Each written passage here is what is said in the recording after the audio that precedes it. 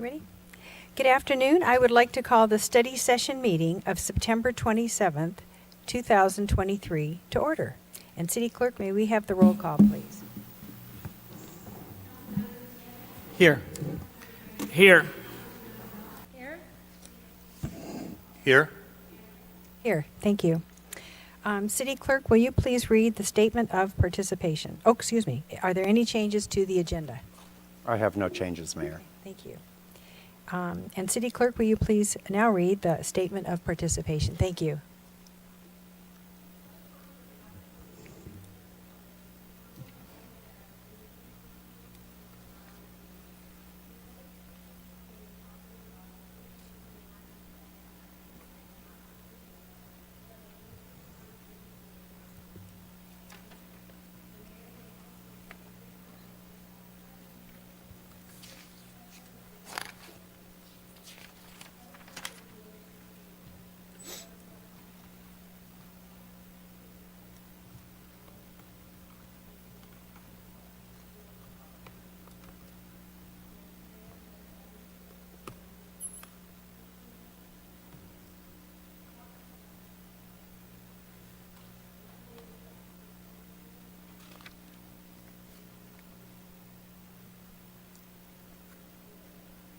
Okay, great, thank you.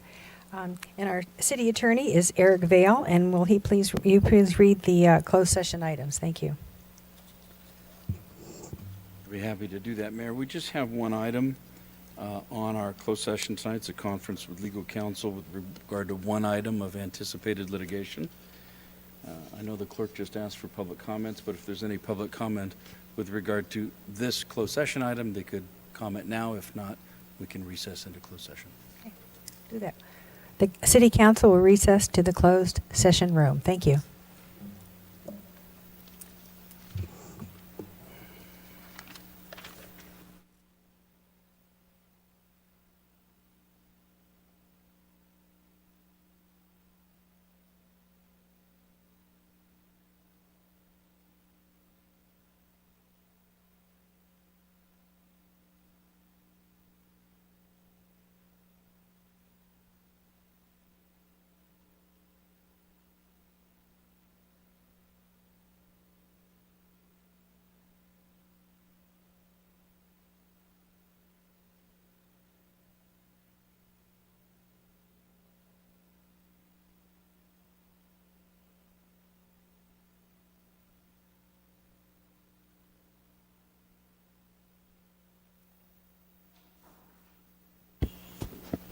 Test, test. Now you can, right? Can you hear me now? Okay. Yes. Maybe my mic was off. You, I was right next to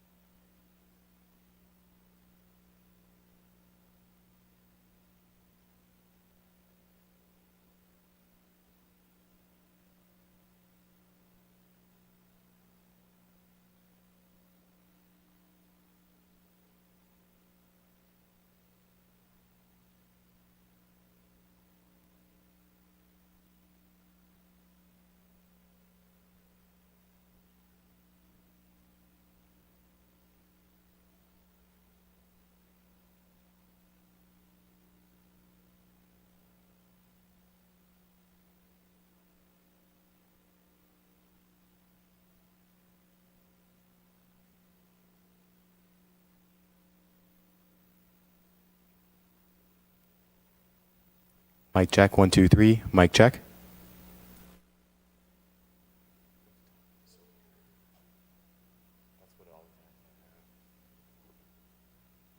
Mic check, 1, 2, 3. Mic check.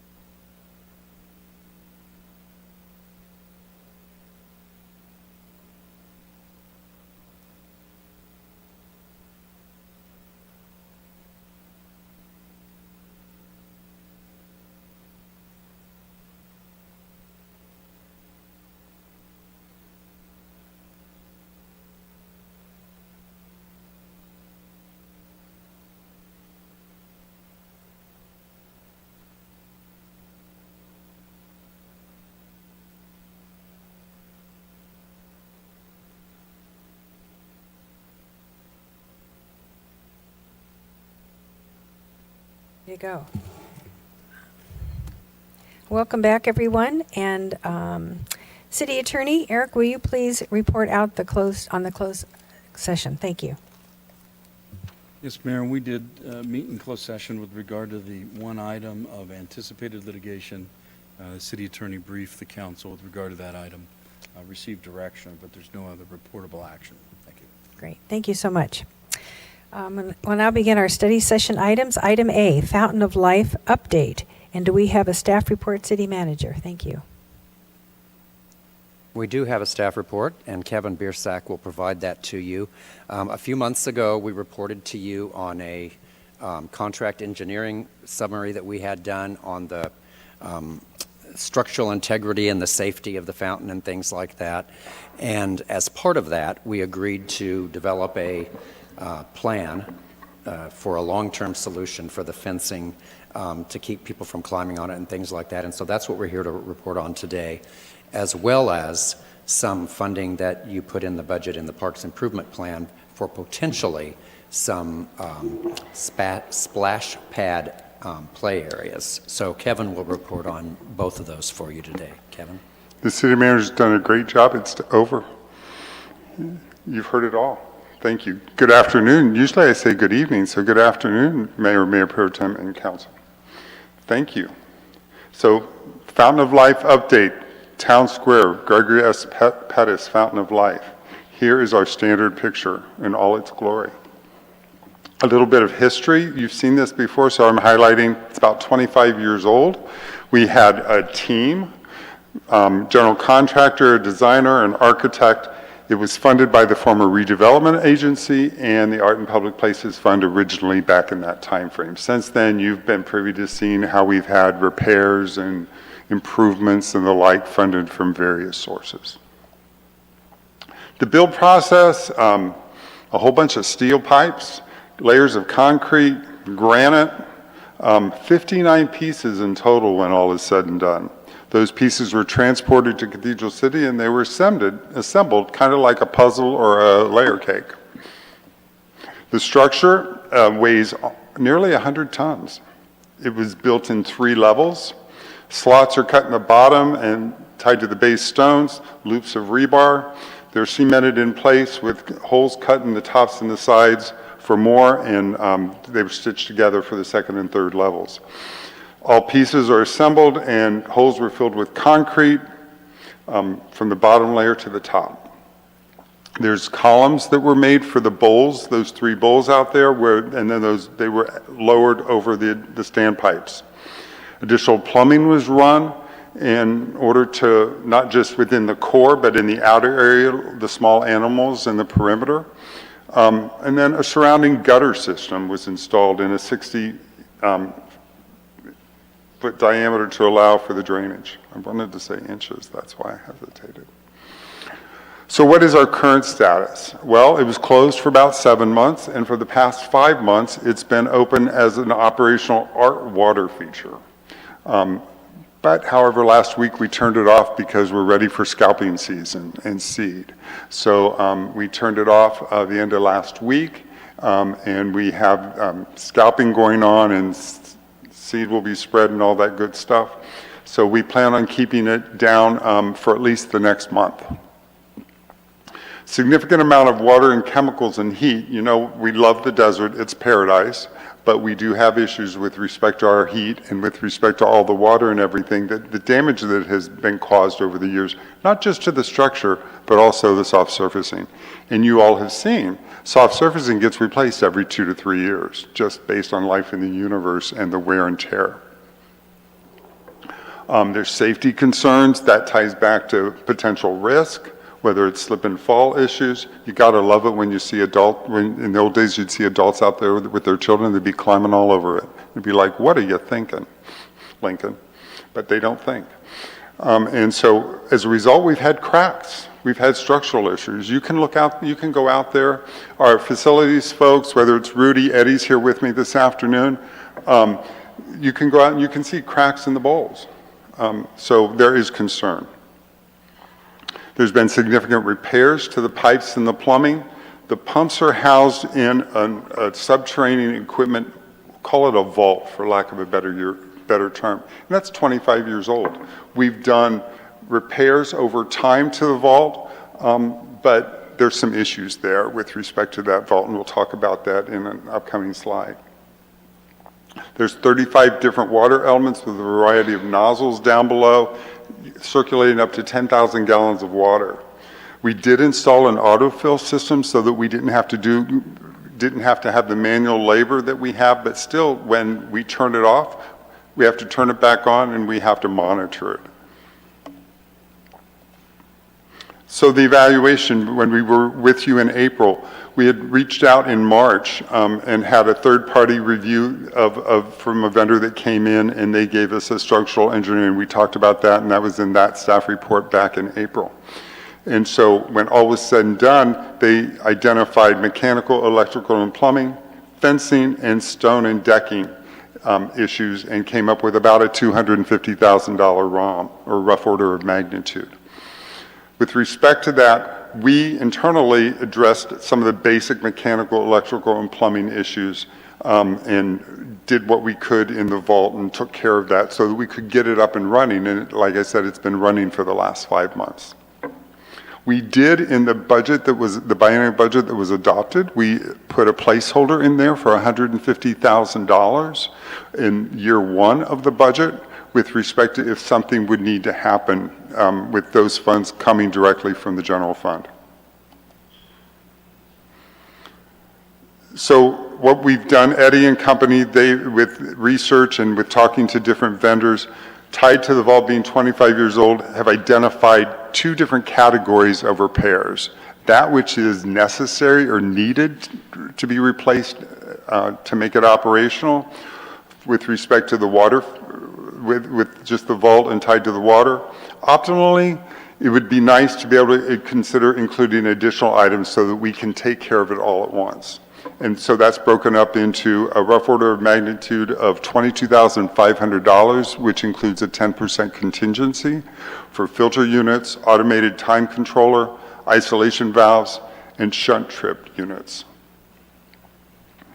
Then likewise, optimally, what we would like is we would like to add on to that ultraviolet lighting, automated chlorination system. One of the things that Eddie has done during his tenure with us, with the water running in that, we have actually tied back to Riverside County standards, which we didn't used to do before with respect to chlorination, and making sure that the water is at acceptable levels should we ever be audited, should anyone ever pay us a visit from the county.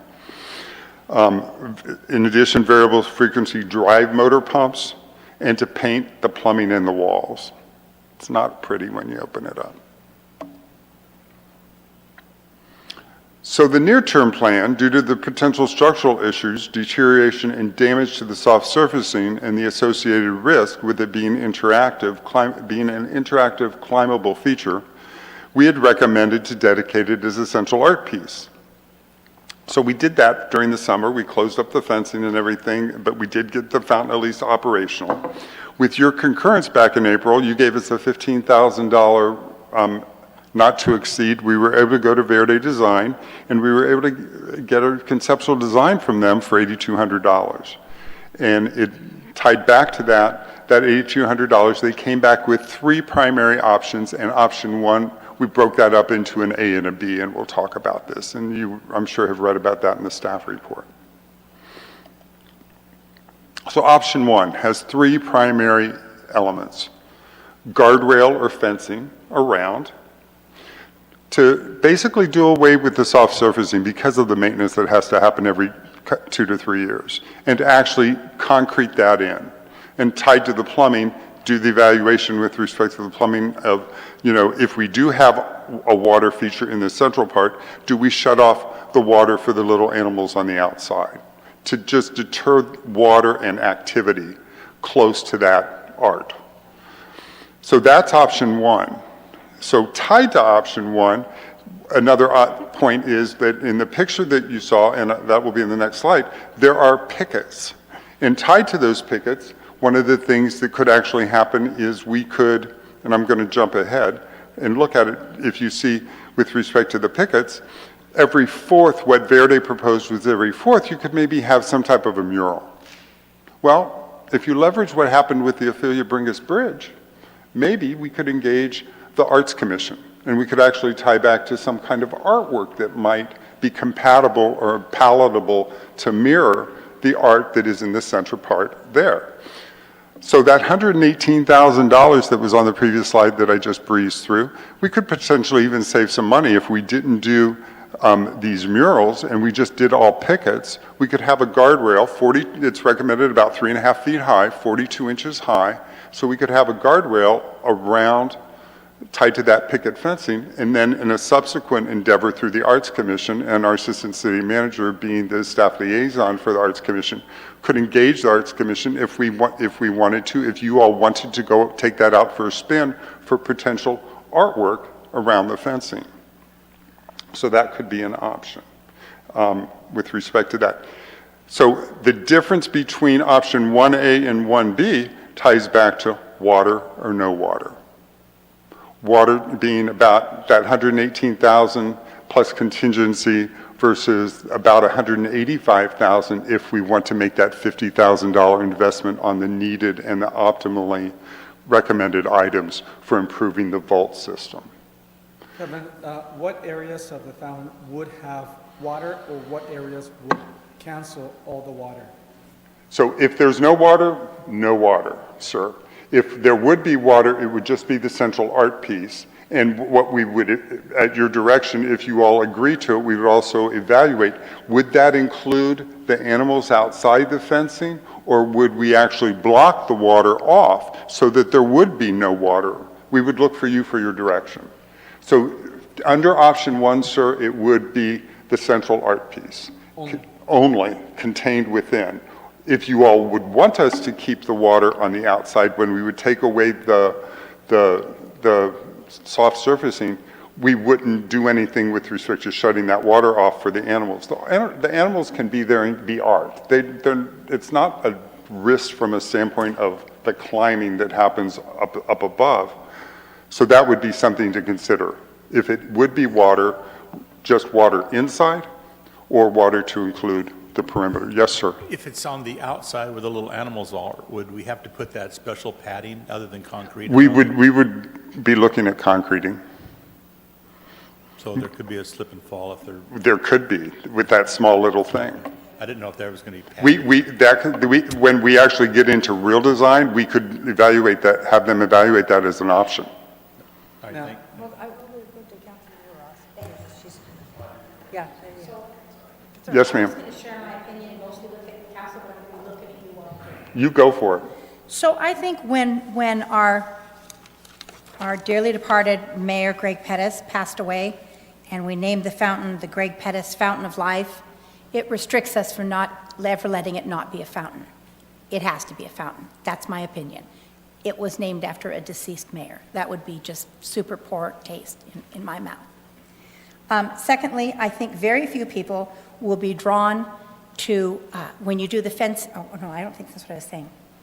Oh, yeah, so you talk about every fourth panel being art. Purely a recommendation. I know, and I understand. I don't think having art in front of art has value, or not much value. You're coming to see the artwork. The artwork is the fountain of life. In my opinion, that should have water. I don't care about the little animals. I don't think they should have water because it should be concrete, not the stuff that costs $72,000 every 3 years. But I personally do not see a value in additional artwork, art on top of art. It just starts to get a Okay. little art layered for me. And then, does the ultraviolet light do a better job than chlorine? That lighting ties back to, and Eddie, correct me if I'm wrong, that lighting ties back to in the vault. Yeah, it's So the only in the ultraviolet vault. light's It's only down- in the vault. It's down in the vault, okay, so I Yes. have no opinion on that, because I've never been down in the vault, and I'm not Yeah, licensed it's only in to the vault, protect. and you don't want to go down And in the vault. I'm the no surface person at concrete. And then the last thing, and I already said, shut off the little animals around. So that's my story, I'm sticking to it. Thank you, ma'am. Thank you. You know, I somewhat agree with Councilmember Ross. You don't want to put art upon art, but I think that that fence should complement the statue, the object, and just putting a black or a brown fence there wouldn't look that great. I think we should give it some more thought if it should be multicolored, feed off what the fountain is versus maybe sections of that. Powder coated. When we get into the real design, Okay. good feedback. And we'll capture these things from a standpoint of if there's an idea of moving forward. This was just a concept to get us something so that you would be able to visualize. But good feedback, something to complement. And I love collaboration, Mark. I love that. You get a better idea, right? And I hear what you say, because in trying to, sometimes the Tourette's gets in the way and I use words, but that's why I was using things like palatable with respect to whatever would be the art around the fence, would it be palatable to the main art? But if it's very popular, we also want to leave it open as much as we can so you can see the fountain. You can sit on a bench and see the fountain. Isn't a bench part of the plan someday? Benches. And so maybe that's where some of where if you have pickets, you can see through the pickets. That's exactly right, pickets. So maybe it's all pickets. Could be all pickets. Yes, And I'm going to go to Councilman Gutierrez. I know you haven't finished your presentation. so that, just- and I never said it, but you know me, Okay. questions Yeah, during, okay. questions As after, long- whatever as y'all we're- like. As we get inspired, we'll, Now, do we need the ultraviolet light even though it's not going to be utilized for human use? It's only down, it's an optimal thing. It would just help with respect to down in the vault. It's just the lighting in the vault, Oh, okay. only in the vault. No, it's to clean the water, right? It's down in the vault, Well, but it's to clean the water. right, but it's, okay. but it's down there. It's not, I was just tying back to it wasn't for out in the art. So you're not answering his question, though, because I have the same question. When we previously, we've had many iterations, and I don't mean to run all over your question, but I think we had the same question here.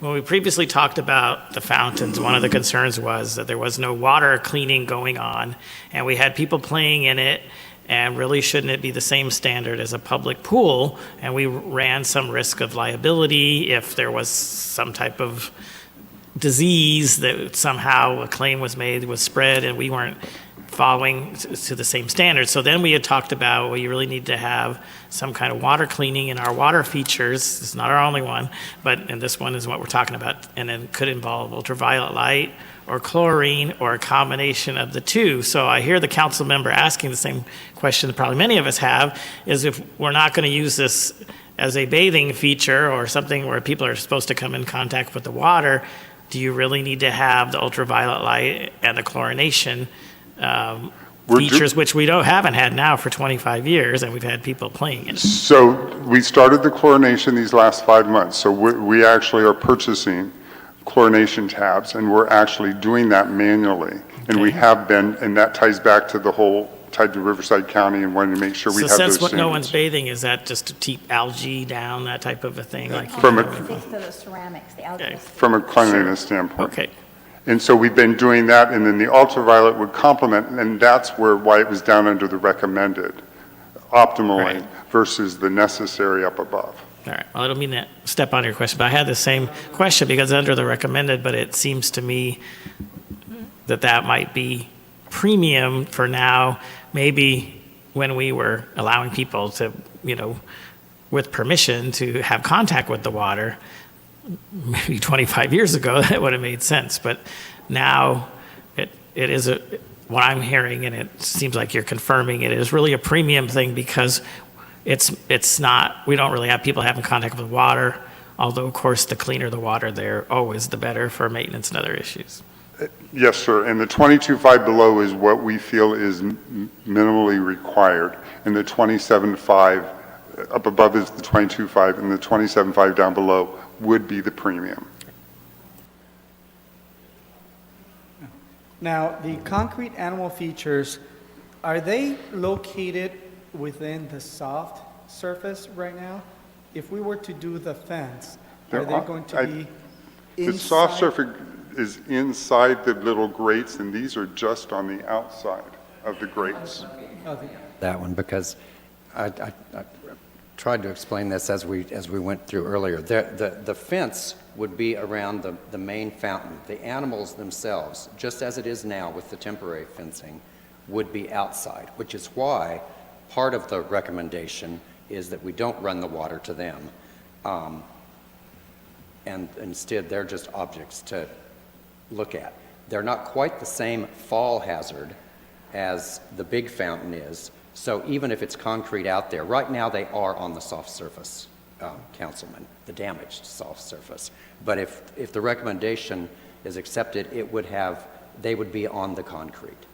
Okay, so the fencing will be inside those animal features? Just inside. And the outside? Right. Just inside. Just inside. So the animal features will be in the outside, open to the public, you can say? Yes.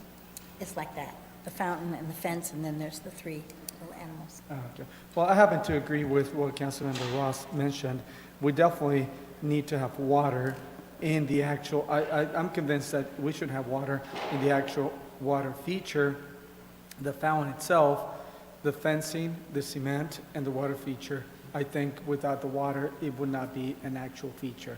And I'm okay with cement and canceling those animal features that are in the outside. Okay.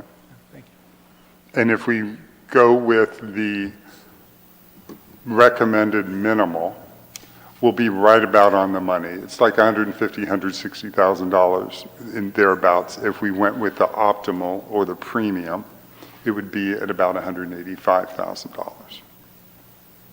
Yes, The ma'am? one thing that I didn't hear during the presentation or in the materials was benches. If you're now going to have a place that people can just see something, it would make sense that they would have benches to sit on and be able to look at the fountain. Otherwise, The benching in this option, they did not include. In the subsequent options, you will see that tied to other options, but we could have that included. and it doesn't have to be tied to anything, because I mean, we could just buy Right. benches and install them. Correct. And there are benches out there There are today. benches, that's Yes. right. But There's they aren't in existing, this. there's existing benches, we just didn't add But any they're just not in extras. this. Right, okay, thank you. Any more on option one?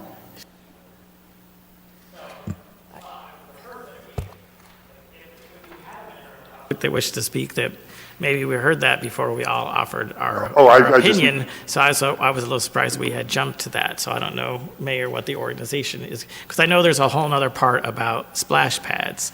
So I don't know if we want to finish off this discussion about the fountain first and then move on to splash pads. I was just, yeah, and I was just asking if there was any more questions on option one before I Well, move then I on would to ask option if the two. mayor might ask if there's any member of the public that wished to talk about the fountain itself before we talk about splash pads. Any member of the public who wishes to talk No? about? Okay, well, then that answers that one, Yeah, so. yeah. But this, I just wanted to be clear too, when Councilman Gutierrez was talking. So the option one is the removal of all the soft. The that's- soft That's surfacing. gone. That's Good gone. go. Okay, all right. Concrete base. Concrete base. Okay. And they chose a color, it could be whatever. All right. So if we're going to offer, I would offer, I would agree that that sounds like the way to go. too. That we need to remove the soft surface, have concrete all around, have a fencing. It sounds like there's still an opportunity for options with the fencing when you come back. But there has been made some good points about how ornate anything would need to be, or if it would detract. I think that would all need to be part of the discussion, And I, along with cost, but, and For I you, think, critters in or out? and I, what? For you, critters in or out? So I haven't gotten there yet. I'm talking about the fencing, so. I'm helping you along. So, yeah, I didn't rush you along when you were talking, but, and then as far as the critters, well, they're always going to be out, but I don't think they need to have the water to them. If they did have the water to them, then you would have the argument of shouldn't we be treating the water? So that actually makes that one clearer too. And then as far as what goes on unless we find a bunch of money, which right now I would say we would go with we're taking donations at the with door. with the first part of the vault request, but not the second part at this time. That might be something in the future if it becomes necessary. So your first option there with the filter, the time controller, valves, and shunt trip, which I assume has to do with if somehow the water becomes electrocuted, that type of a thing. So, Could be, it's their words that, yeah. well, that's usually what that. So takeaway is a water for the art piece, cut the water off so that the critters as you say, don't have any water. Correct. Minimal fencing so that we don't go crazy, because we would want anything to be palatable or compatible. And it's something that in the future, if we saw that, we might want to add to it, that's always something that could be Totally added to it. agreed. And the whole philosophy of this is, and the reason for generating this interest, number one, was the costs of maintaining this are high, and with an outside consultant made a determination that it's not safe as an interactive feature. So we want to have cement so that is not an attractive, so it's not a soft cushion where it becomes attractive and people want to use it as it was in the past, because that's not the use for it going forward. Is that correct? Yes, Okay. ma'am. I And just then, wanted to- and the other thing I heard was, just because of what you just brought up, Mayor, that maybe in the future something could happen through the Arts Commission or whatever. Right. We'll just stick with pickets, and we Yeah. won't even worry about murals. Right. Because then you worry about, does the mural match the art and all that good stuff. Right, I agree. I think we've got it. I think, okay, good. Yeah, go ahead. Kevin, do you Yes, have sir. a ballpark figure, how much we'll be saving going this route from the previous years of the full? Well, if you look at the soft surfacing, every 2 to 3 years, we'll save $50,000 to $60,000. And so that will help us out from that standpoint. From a risk standpoint, we like that idea with respect to any potential claims that could happen with respect to it, by if we are successful with coordinating it off and not having people out there, because it's 25 years old and there are potential issues. Okay. And then just one more quick question. Sure. It's going to be, the fountain will be flowing, but there won't be a well there, like a whole bunch of water where people could jump over and swim in. It'll just be draining as fast as it goes through it. Yes, and as a further deeper dive, Eddie and company, and if we have to use any of the people that he's been in contact with to come up with these original estimates, we'll see if they come up with any potential issues with respect to that. But we'll work with the minimal necessary items. And I think that one important feature that kind of got glossed over is the automatic timing system, so that we can have the fountain operate when the park itself is open, which reinforces then that when the park is closed, that's not there. Yeah. And so that's one of the Yeah. things that we'll try to see if we can squeeze that in as well. Okay, good. So that concludes our discussion on option one, and now we'll go to option two. I believe so. Yeah, splash pad, got it. Option 2. So, a town square splash pad with a water play area. When we say reduced versus option 3 is a full scale. So this is a smaller scale that we, in our discussions back and forth and the collaboration that we had, it was facilities, it was public works. John had Deanna as the primary focal point when we had our dialogue with Verde Design. So what they came up with is one main splash pad, a water feature with a retaining wall. And there's the associated picture. So in the flattest area of town square, if we would want to promote having water separate from the water in the art and have an area downtown in a more active area, this is the conceptual design that they came up with. And being able to have one central splash pad with water coming up. And the final attachment in your agenda packet included different options for the water features that can come up from the ground. That was the last and final attachment. So that option 2 comes in at about $650,000. However, compare that to option 3 from a standpoint of having more of a full-scale neighborhood splash pad, and this ties back to some of what we were trying to plan for, to forecast in the Parks Improvement Plan. And I'll talk about that in a subsequent slide as well. That one of our neighborhood parks, Century Park, has no water, has no interactive feature. We do have water in Ocotillo Park, and we do have the turtle in Panorama Park, and in our out years of our 5-year plan, not this current 2 years, but in the out years, we would have plans to upgrade Ocotillo water feature and plans to upgrade Panorama water feature. But in this 2-year plan, we were looking at doing something to the town square and something to Century Park because it's a neighborhood park. It's more of a passive area rather than an active area, and it's in a neighborhood. And who are the splash pads for? But for kiddos and families. So this has 3 splash pads with water features, a seat wall, a retaining wall, and an equipment enclosure. And for about $275,000 more than option 2, because there's the basic fixed costs in the design and construction of what you do regardless, this would be an option to pursue for a neighborhood water park, for a neighborhood splash pad.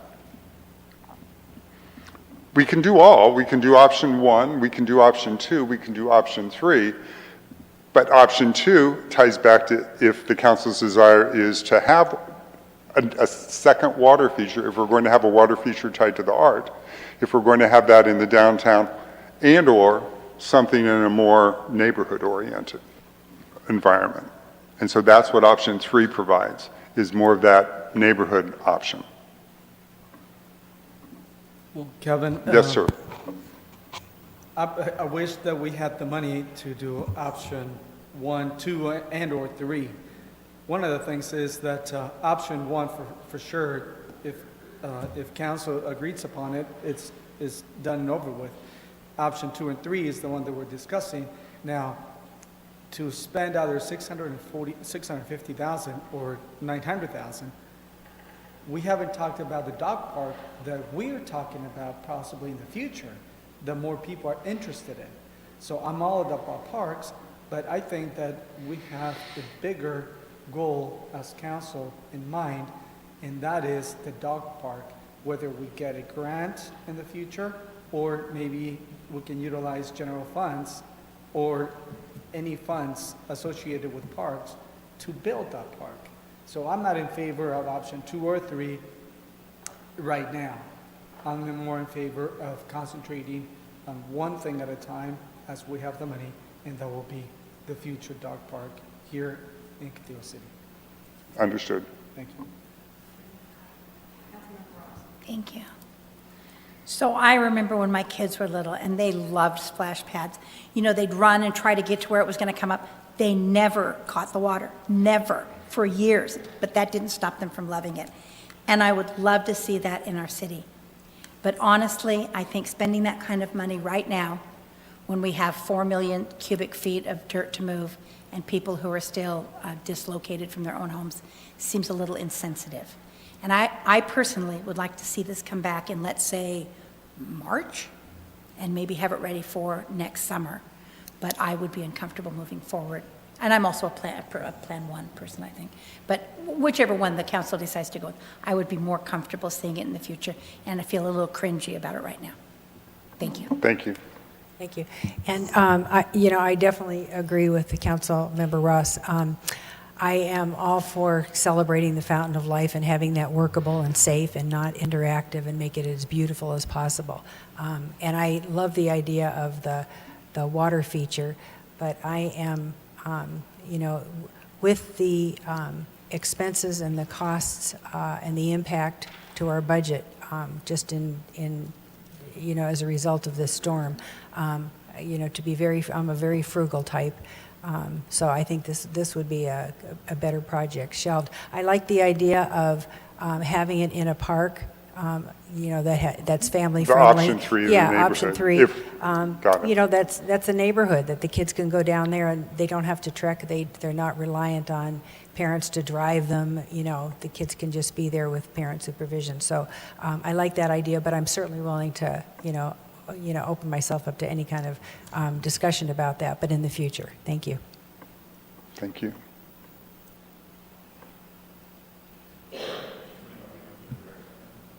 Just any questions that you have, and then we'll open it for public comment. Okay, there we go. Raymond, Councilman Gregory. Saw it, finally. All right. So I also tend to agree that with my colleagues here that although we want to provide these types of splash pads, that timing as far as use of of park funds right now for that is problematic. I was already brought up that we have other things that were technically moved ahead of this, including the dog park in this area of town. Also, I'm concerned, I'm sure, as you are, my colleagues are, about Dream Homes Park, because although we have a grant, we already know that it's not going to cover all of that park.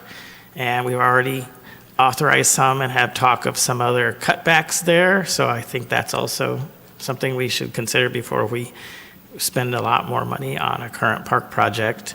But I am also in agreement that these splash pads shouldn't necessarily be gone forever, that they should be pushed back.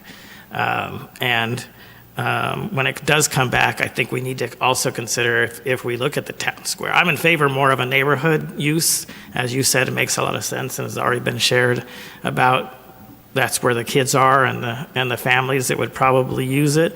But if there is still discussion about having it in town square, I think we also need to go back and look at, well, what would we be taking out? Because I know from the drawing, when I look at that lawn where it was perhaps proposed, I remember some of our festivals, most of them that occur, that especially the ones that occur that are using the city hall as the center. You've got all kinds of booths and acts and other things going on in there. You're correct. Yeah, so it would be important to remember that, because you'd have a section there that really couldn't be used for much else. And so I'm not saying that a decision needs to be made now, but I think that would have to be a consideration, and maybe another reason why at least placing it near the fountain down here would not necessarily be a good idea. And frankly, even some of the other areas are used for those types of events too. So I think that should be pushed back for that later use, and a lot of other features or items to do with the discussion be brought back with that if and when it comes back. Well, I would say, yeah, it should come back, but when it does come back. And my takeaway, I think what we're hearing is option 3 becomes potentially option 1 6 months or whatever down the road if we come back to you. I hope, or more, yes. Because I'm hearing neighborhood would be potentially the preferred approach versus option 2. So we would come back, and if pennies from heaven or the donations at the door come in, then we will jump on that. And That pennies at the door puts a lot on Sunshine's back. so I don't think you want to see the rest of the presentation, because it really is irrelevant, because it just tied back to a continuation of option 2 and option 3, but I think you've provided direction.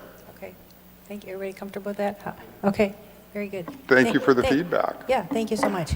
Wonderful. Good night. And now we'll open up to the public for have public one. comments on option 2. Anybody has anything? Okay, I don't have any request to speak forms, but if you're a member of the public and you wish to comment on this item, please raise your hand. Okay. Thank you. Thank you, Kevin. Thank you all. This is a presentation only for discussion and direction. There is no formal action required. Our next study session item is 2023 Fall Events Preview, and we have a staff report. Thank you.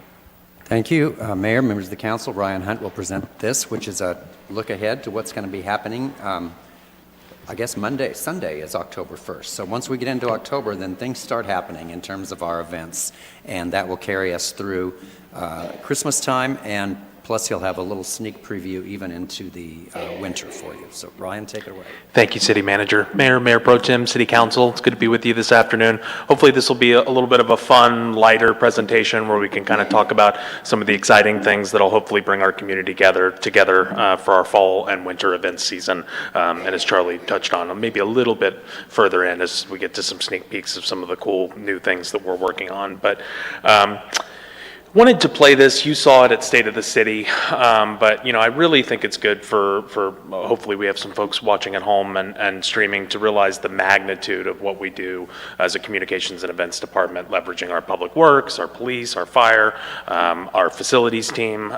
It's really all hands on deck to be able to make all these things happen. And even the ones that we don't organize, truly, we still have a strong participation in, like the Palm Springs Pride Parade. And I know I'll see most of you at the homecoming parade which is a little bit earlier this year, which will be tomorrow. So we're excited about that. So this played at State of the City, but just kind of a recap of our 2022 events, and some will be back and some will be in new forms, but wanted to go ahead and play this video.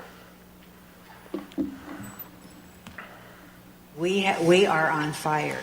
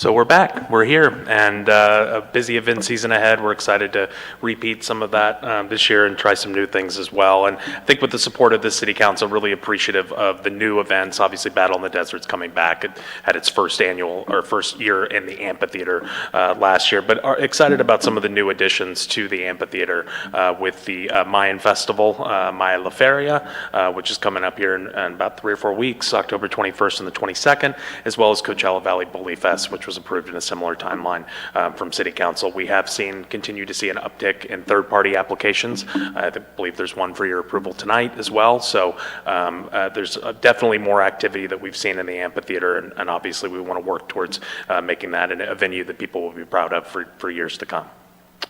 So Coachella Valley's Battle in the Desert, which I mentioned, that kind of kicks things off. That's October 14th, and that's Saturday. Last year we had 600 attendees. You can see an image of last year's event. It was really nice to see the amphitheater full, and I think talking to Jesus Gonzalez, it sounds like they've already sold out, so the ticket allotment, which is good news. And then you can see who we had participation from last year, which is really cool that it was not just police department, law enforcement, public safety agencies from California, but we did have some from across the country. as well as our U.S. Armed Forces as well. So that'll be a good one on October 14th. And then I mentioned the Mayan Festival. That's scheduled the 21st and the 22nd. I've seen a lot more of a robust advertisement from that group, and their communications starting to show up a lot more on social media, doing some TV ad spots as well. They've got partnerships with Telemundo and Univision to really be able to promote. Obviously, being a majority Latino community, I think this is one that will hopefully resonate and as a celebration of our diversity and our vibrant Latino community. So the event is, proposed partnership from the Guatemalan Chamber, which is now the Hispanic Chamber, as well as Economic Development and the Communications and Events Department. You all as a council did agree to a sponsorship of the special use permit, so we are technically a sponsor of the event as well, and certainly want it to be successful. I think it should be good for foot traffic for our restaurants and our nearby businesses across downtown as well. And so you can see this is the latest map that we just kind of went over as a team with them yesterday, but a lot of street fair components, the food vendors, as we mentioned, and then, I really like that we're working in the street stage a little bit towards the end, right before you get to Pick Fair, to be able to make sure that Avenida Lalo Guerrera, it's really more of a street fair dynamic and design, which I really liked. And then obviously with the concert, the outdoor activities are all free for residents to be able to utilize and experience. It's the ticketed amphitheater concert, which I believe is $20 per ticket for residents and visitors to be able to enjoy. So that's 11 to 10 p.m. Both Saturday and Sunday. So it should be a busy weekend for Cathedral City. Coachella Valley Bully Fest, which I mentioned, technically in the winter months, but we're really excited to have. You can see the custom trophies that are designed for pets that are out there to show their stuff and have a lot of fun. And I think Councilmember Ross had brought up a good question in the last meeting. Can anybody just bring their dogs if they don't necessarily want to compete? Maybe you got one that just likes to sleep in the grass. You can, and so we'll be happy to accommodate that. And we're working with Deanna Pressgrove, our Public Works Manager, as well as our contract with Burtech to be able to provide more cleaning stations for the dogs to be able to make sure we can maintain our amphitheater conditions. So, but really excited about having something new. This was a really successful event the past couple of years in Coachella. It's nice to be able to attract that to our amphitheater in downtown Cathedral City. This is a big save the date kind of graphic that we put out there. That's kind of our what I would consider our marquee lineup of annual events. These have been kind of tried and true as far as being a part of the council's approval for the fall lineup. And so that's the Cathedral City Now International Hot Air Balloon Festival, the Cathedral City Halloween Spooktacular, the Downtown Banner Program, which I know many of you have participated in and will so again this year. So we'll have that repeating starting November 1st, and then Snowfest, which is now back to a full day event. So this is kind of a good advertisement for kind of what's in store, and I'll get into specifics for each one. But the new banner design, you can see there a little bit. We like the orange colors this year. Thought it popped a little bit. Feedback that we received was that the logo could maybe be a little more prominently featured, so we're trying to make that a little bit more visible there. But I really like the orange kind of yellow mixture of design. It really pops from the road. And we're working with our partners with Canyon, who obviously helps us, Canyon Print, who helps us put those up each year. They've actually helped us with some bollards that'll be able to keep them on. I know I've had a lot of our banners, even some of you all. Please call me if that ever happens. I'm happy to take care of it for anybody, including our businesses too. But we've had some that we're having to replace at a more regular rate that I think is worth for the program. I think if we just stop that in its tracks, we'll stop chasing good money after bad to be able to make sure that we can keep that going and keep them not as many phone calls and texts that, hey, my banner's missing or my banner's dropping off the pole a little bit. So should be upgraded this year for the design.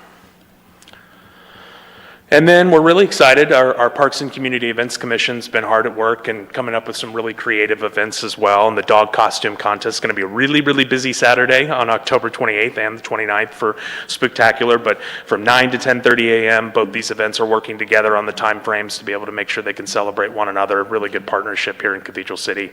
That's the dog costume contest, the Halloween 23 dog contest. You can see some of the sponsors there, Grocery Outlet Cathedral City being being one of them, Mary Pickford Theaters. And so really excited to have that one out there. Should be a lot of fun, great visuals. We're hoping to get some media out there to cover that one as well. And then Dia de los Muertos is back this year over at Desert Memorial Park, and the city is a proud sponsor of that event. So being organized by Desert Memorial Park and Karen Riley, our friend from Scrap Gallery, but the city will have a presence from a sponsorship standpoint, so should be really fun. And then the next day is our annual favorite, Halloween Spooktacular. I know Councilmember Gutierrez has shared that that's his favorite, and so we really like the kids and the costumes. We're working on ways to try to make it more visible, the costume contest, because I think right now, the being on the steps, it's a little bit harder for the general public to see, so we're going to try to improve visibility so more people can kind of enjoy that and see all the creative costumes. It's incredible what these families come up with, and so we're really excited.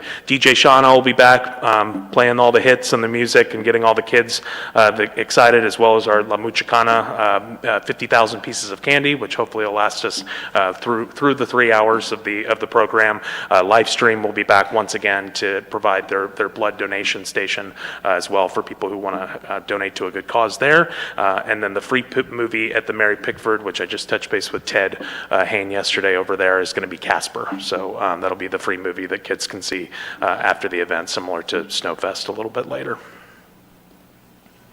Palm Springs Pride Parade will be paying for the kind of first tier contingent again this year to make sure that we have prominent visibility with our decoration and our float. So we're kind of doing some early preliminary brainstorming. It's nice to have a year under my belt, and these things aren't coming as fast as they were at me last year. I have a little bit more time to plan and kind of going back in time thinking about all these for the first time, and it was a whirlwind. So, but we really love this event. It's obviously one of the largest Pride celebrations here, not just in California, but in the country. And so we want to be able to make sure that we have something to be able to promote our own LGBT days, which is March 8th through the 10th this year. We also, as you can see the picture from last year, we did Taking You to the Clouds, which also had a promotional element to the Balloon Festival as well, since they're kind of close and back to back. So we're certainly excited to participate again this year.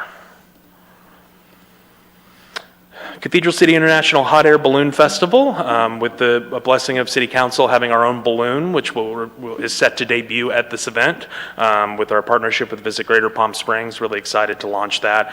And then we plan to have a media event and increase exposure to all the pilots that have really made this an international event, from Belgium, from the Netherlands, from the UK, and really have a presence there. Maybe do some pre-recorded interviews that we can provide to media. We really want to celebrate that international component of the festival, because it has graduated from a smaller festival to now one of the biggest in the Coachella Valley. And so we're really excited to bring that back, and that'll be November 17th through the 19th this year as we get closer to celebrating 10 years of the Balloon Festival.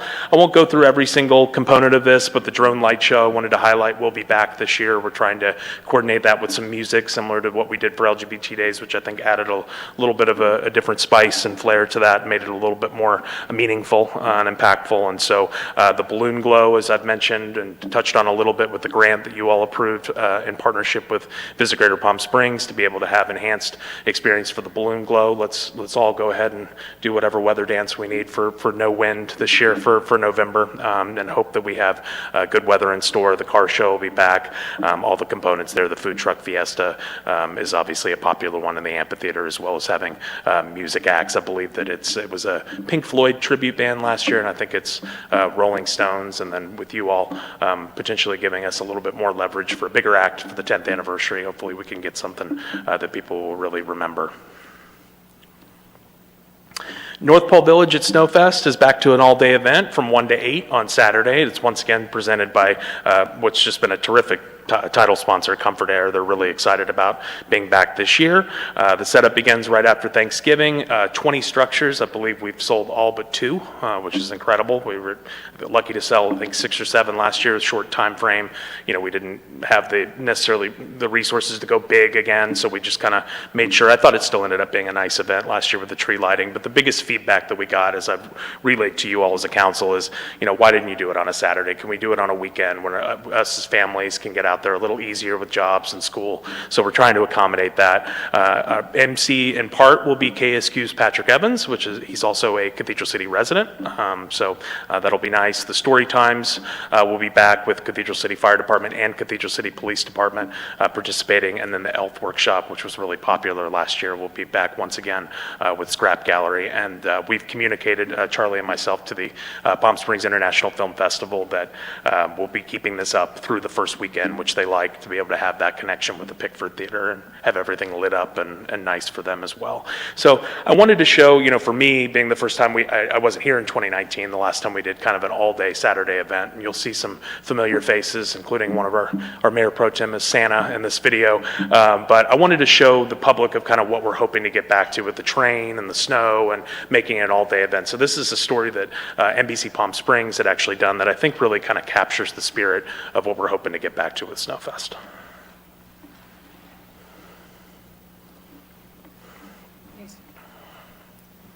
It certainly was a very busy weekend. We were both out and about. We were indeed, and this past week, wind was busy around the valley. Of course, on Saturday night, Cathedral City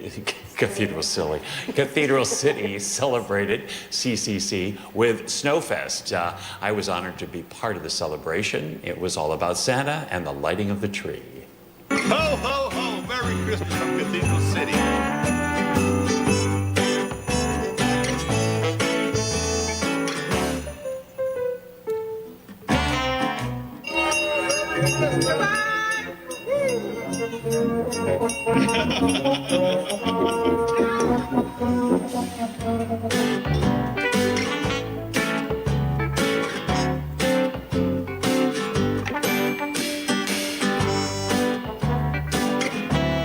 To the porch, to the top of the wall.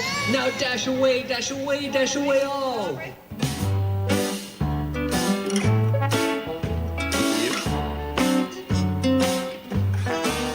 I live in a cave, up in the mountains there. But, once in a while I come down and see what these dudes are doing.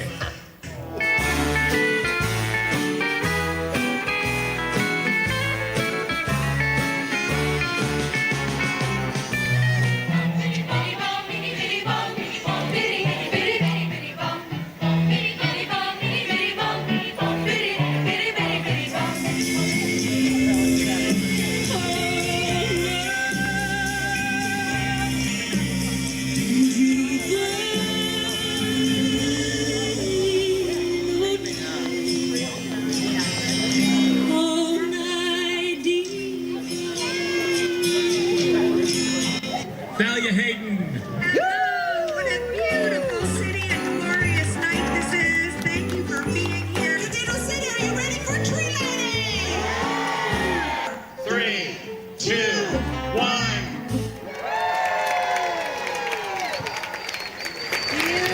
Oh, that's gorgeous. So we're excited to bring that back this year, and no commitments yet from our current fire chief on playing the Grinch, but we'll hopefully have a Grinch presence out there. We've contacted a few actors that hopefully will have some fun participating with us. Charlie and I actually just executed and talked to the Palm Springs International Film Festival about renewing our sponsorship there, so we're excited about getting back to the Palm Springs International Film Festival. It's really one of the great sponsorship opportunities, the visibility and what they actually produce related to return on investment for sponsorship. It's nice to have that data and be able to see it showcased. So it's a really great moment for Cathedral City to shine. And the Coachella Valley Bully Fest, which I mentioned and touched on, the yoga program, which was a huge success the last couple of years. We're really excited to have it back. It's a great use of that space. I know Mayor Lamb's been out there quite a bit and loves our yoga. Yes, namaste, our yoga program. And then Taste of Jalisco, February 2nd through the 4th this year. The Mary Nutter Collegiate Classic, boy, I was just so impressed with that. It's my first one this past year. Just how many people really come out to Big League Dreams to enjoy that event. It's incredible. And they just announced their lineup, so we'll have that available on Discover Cathedral City. And then LGBT Days, as I mentioned, a week later this year. We wanted to give a little more breathing room in between Taste of Jalisco and LGBT Days for advertisement, and then hope for a little bit of warmer weather, although we were pretty lucky to be in the 60s, I think, this year. We were okay, but hopefully we'll have good weather again. So, and then I wanted to give a little bit of a sneak preview for what we're working on for the spring. Coming up fast is the Tastes and Sounds of Cathedral City. Talking to you all as a council when you approved this, really wanted to make sure that it features and showcases our local restaurants. So we're working on sponsorship opportunities related to this, and we hope to have 9 weeks of themed events celebrating our LGBTQ plus community, have a Latino Heritage Night, country music, pop. We want to make sure we showcase all the, not just diversity and our geographic makeup, but also diversity in music selections as well. So really excited so more details to come, but wanted to get a little bit of a teaser out there for what we're working on and what's to come. So with that, I'll answer any questions that you have. Great. Thank you so much. That was, I'm exhausted. So any questions from council? Do I have a? Great. Thank you all. I want you to know before you go. Yeah. I am a city team spirit person because I am going to go judge the dog festival, but I had already bought my dog's luchador costume. Now I don't get to take him. I mean, I'm really giving one to the team. Thank you all. I Great, appreciate it. Great. Thank you. Thank you, Ryan. Good job. Okay. Do we have any members of the public who would wish to speak? I don't have any requests to speak forms, but if you're a member of the public and you wish to comment on this item, please raise your hand. Okay. This is a presentation only for discussion and direction. There is no formal action required, and this part of the meeting is adjourned. Clunk.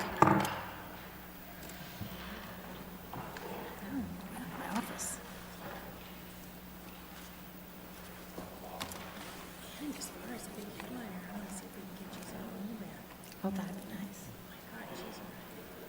No, I didn't get to go when she was here before, but everybody just said I thought it was. Right. Was she expensive?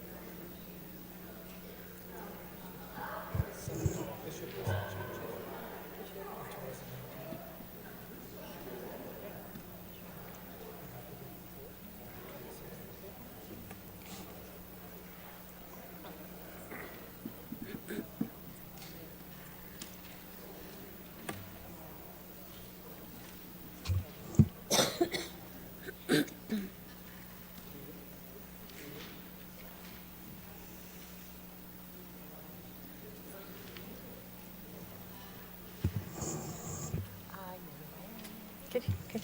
Tracy? Good evening. I would like to call the September 27th, 2023 City Council meeting to order. And we'll now have the Pledge of Allegiance.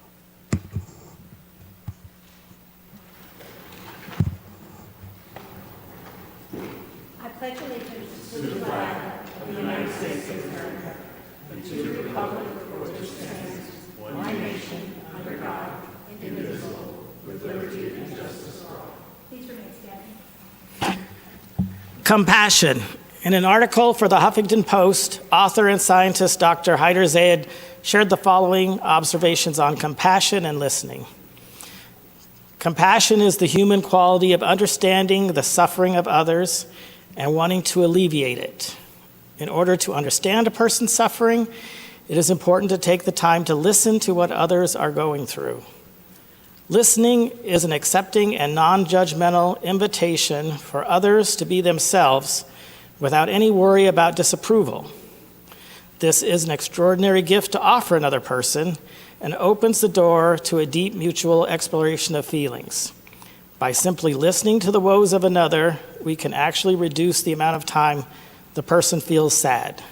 For that person, the mere act of expressing what is inside can be healing. After feelings are released, then plans can be made for how to improve the situation. As we conduct our meeting today and our city business beyond, may we continue to strive to offer compassion through our listening and actions. Thank you.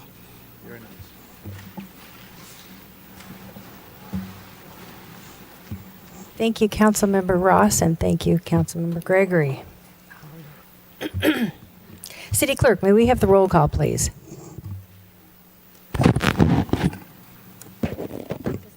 Councilmember Gregory, are you signed in? Are you signed in? Oh, perhaps not. Okay. How do I sign out? Okay. All right. That was awesome.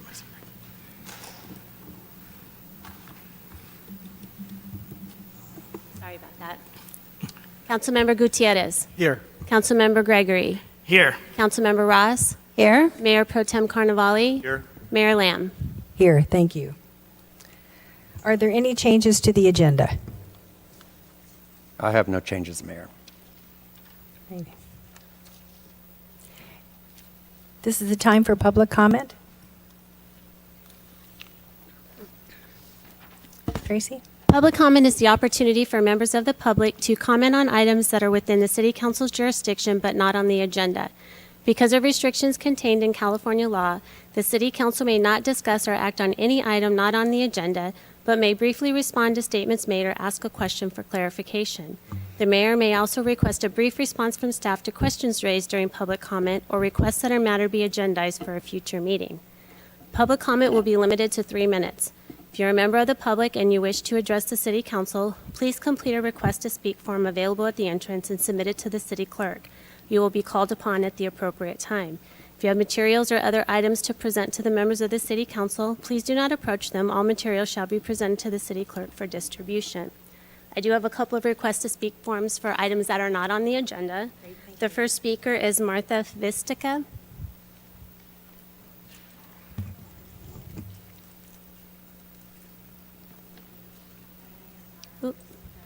And could you, 33-year homeowner. Martha, would you move that? Okay. There you go. Thank you. 33-year homeowner in Cathedral City. Thank you. Please note, I'm not here representing me. I'm representing thousands who live here. We want illegal street food and drink vendors gone. Gone. It was obvious my presentation at the study group 2 weeks ago fell on deaf ears. I watched a ridiculous presentation of talk about how to give permits more easily to filthy, illegal street vendors with no IDs. We want them gone. 2 of our distinguished city council members own restaurants, Nicolinos and Tortillas. Question: what would happen if Mr. Carnevale or Mr. Gutierrez decided to pick up some filthy strangers off the street, most likely illegals from LA, and asked them to sell their food and drink on street corners with no refrigeration and no sanitation? Answer, the city and the health department would descend on them like a ton of bricks. There are not two sets of health standards. How many of you watched the KESQ July special presentation on street vendors and human trafficking I suggested? I suggest you watch it. Any of you? For years, our Mr. City Manager and our city government has looked the other way regarding this problem. Your number one duty is to protect the health and well-being of your residents, and you fail miserably at this because you can't be bothered. The majority of these people are the result of human trafficking, and according to the Department of U.S. Health and Human Services, the second fastest growing crime in the United States. You are more than guilty of aiding and abetting human trafficking, allowing this to continue. You are complicit with modern-day slavery. You have two giant problems you're failing to address. Number one, health of your citizens. COVID number two is making its rounds. People can die from COVID and complications. Your response would probably be, well, those people at risk probably aren't the people that are buying from these vendors. Here's the problem. Customers become carriers. I dare say not one of you would buy from one of these vendors. And what would your consideration be? Health. So you've got two giant issues. Health, you're not taking care of your citizens. And two, you're aiding and abetting in human trafficking. You're putting yourselves open to class action lawsuits on these two major issues, and you're failing to protect the health of your citizens, and you're aiding and abetting human trafficking. I recently lost my sister. It's been very hard to come here tonight, but this issue is too important to not be here tonight. Thank you. Thank you. The next speaker is Bob Mata, or Maida.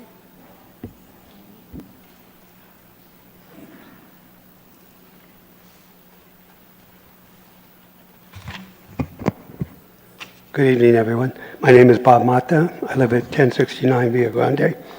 I just want to let you know that I did help with the focus groups that participated in helping establish or work with the strategic planning process for Cathedral City, and I was very pleased to see the action plan, or all of the action planning come together with the strategic plan.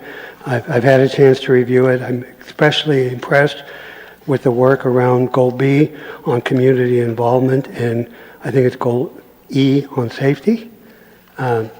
Lots of good work, lots of difficult work ahead, but very impressed with the fact that, especially around traffic calming and things that need to get done, especially on Day Palm, to support traffic safety in the area, which is the area where we live, and so thank you very much for keeping that in mind as we move forward.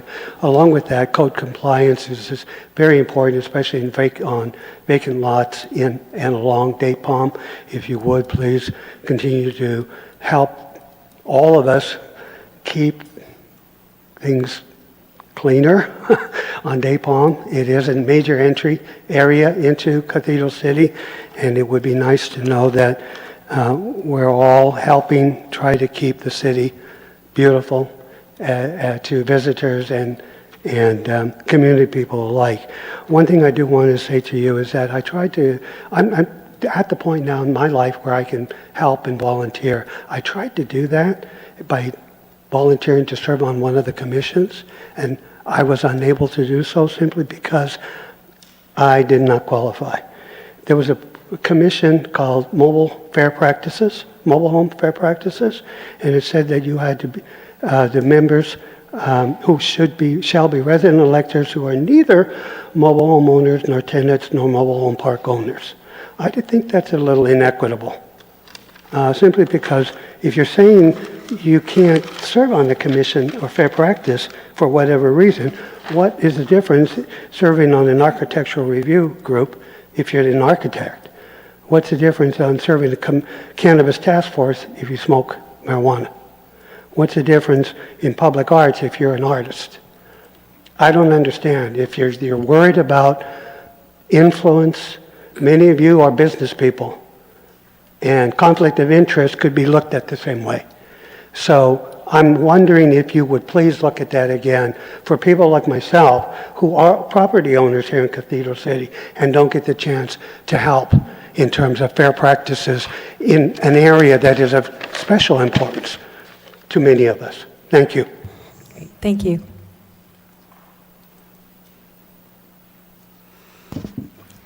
The next speaker is Ronnie Mendiola.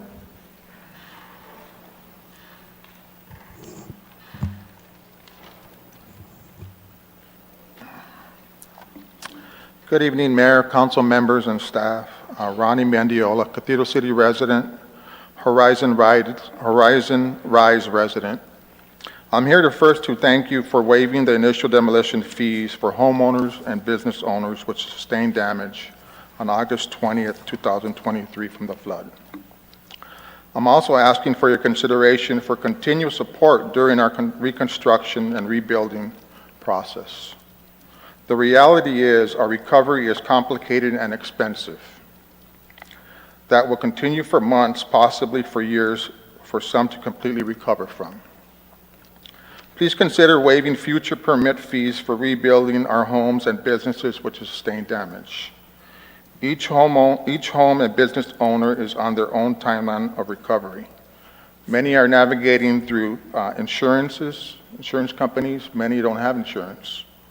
We still need help with mud removal, demolition disposal, plumbing issues from clogged up toilets, clogged up pipes, and sewer issues.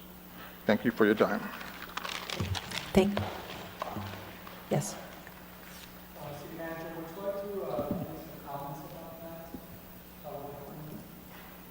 Well, we'll have an update in just a minute, and really that was a comment on agenda item number 2. Number 2. So I'll give a report there, and it'll include some of those items about fee waivers and things like that. Great, Yeah, thank you. I think we'll go with that format. Thank you. Thank you. Next public comment. Thank you. I do not have any other request to speak forms for items that are not on the agenda. If you are a member of the public and you wish to provide a public comment on anything other than, or on any item that is not on the agenda, please raise your hand. If you could just state your name for the record, please. My name is Louise Porter, Louise Porter, and I'm a public affairs specialist with the U.S. Small Business Administration's Office of Disaster Recovery and Resilience. And I wanted to get a chance, I'm really glad that I had a chance to come to this meeting today because I wanted to let people know that due to the flooding that happened on August 20th, due to Tropical Storm Hillary, there has been a declaration for disaster under the SBA's own authority.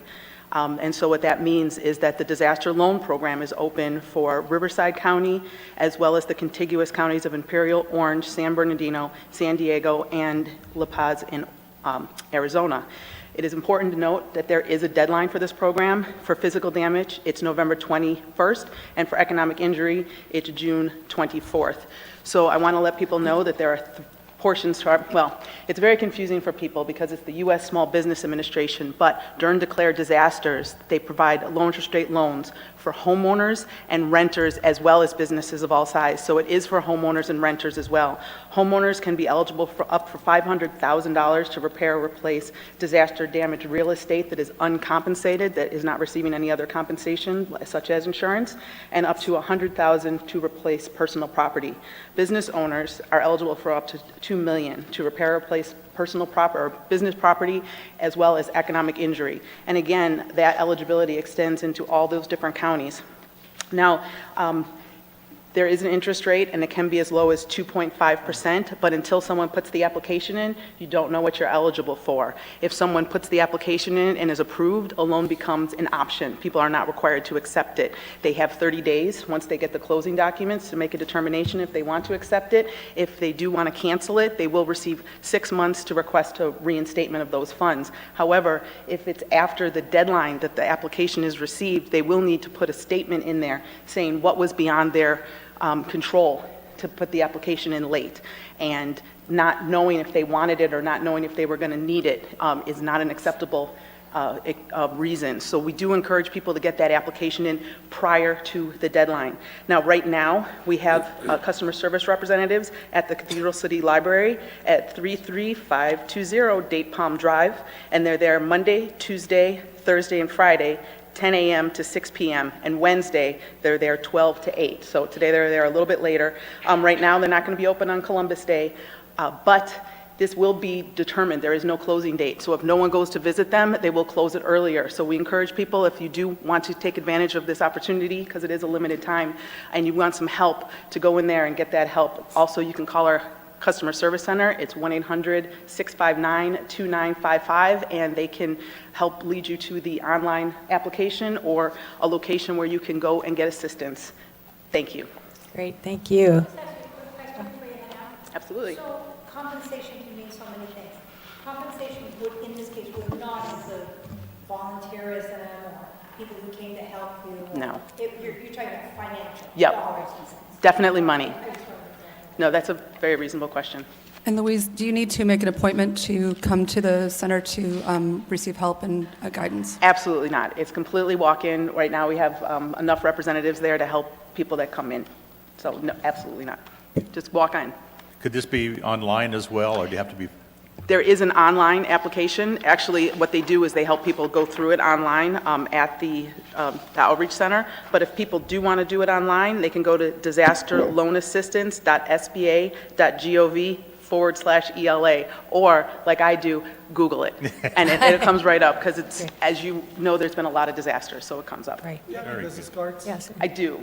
I have a couple. I'll drop some by for you. Mayor, there's also information on the back table coming into the council chambers that I put out related to this program. And I think I may have reached out to everybody here on email if you didn't get it, so.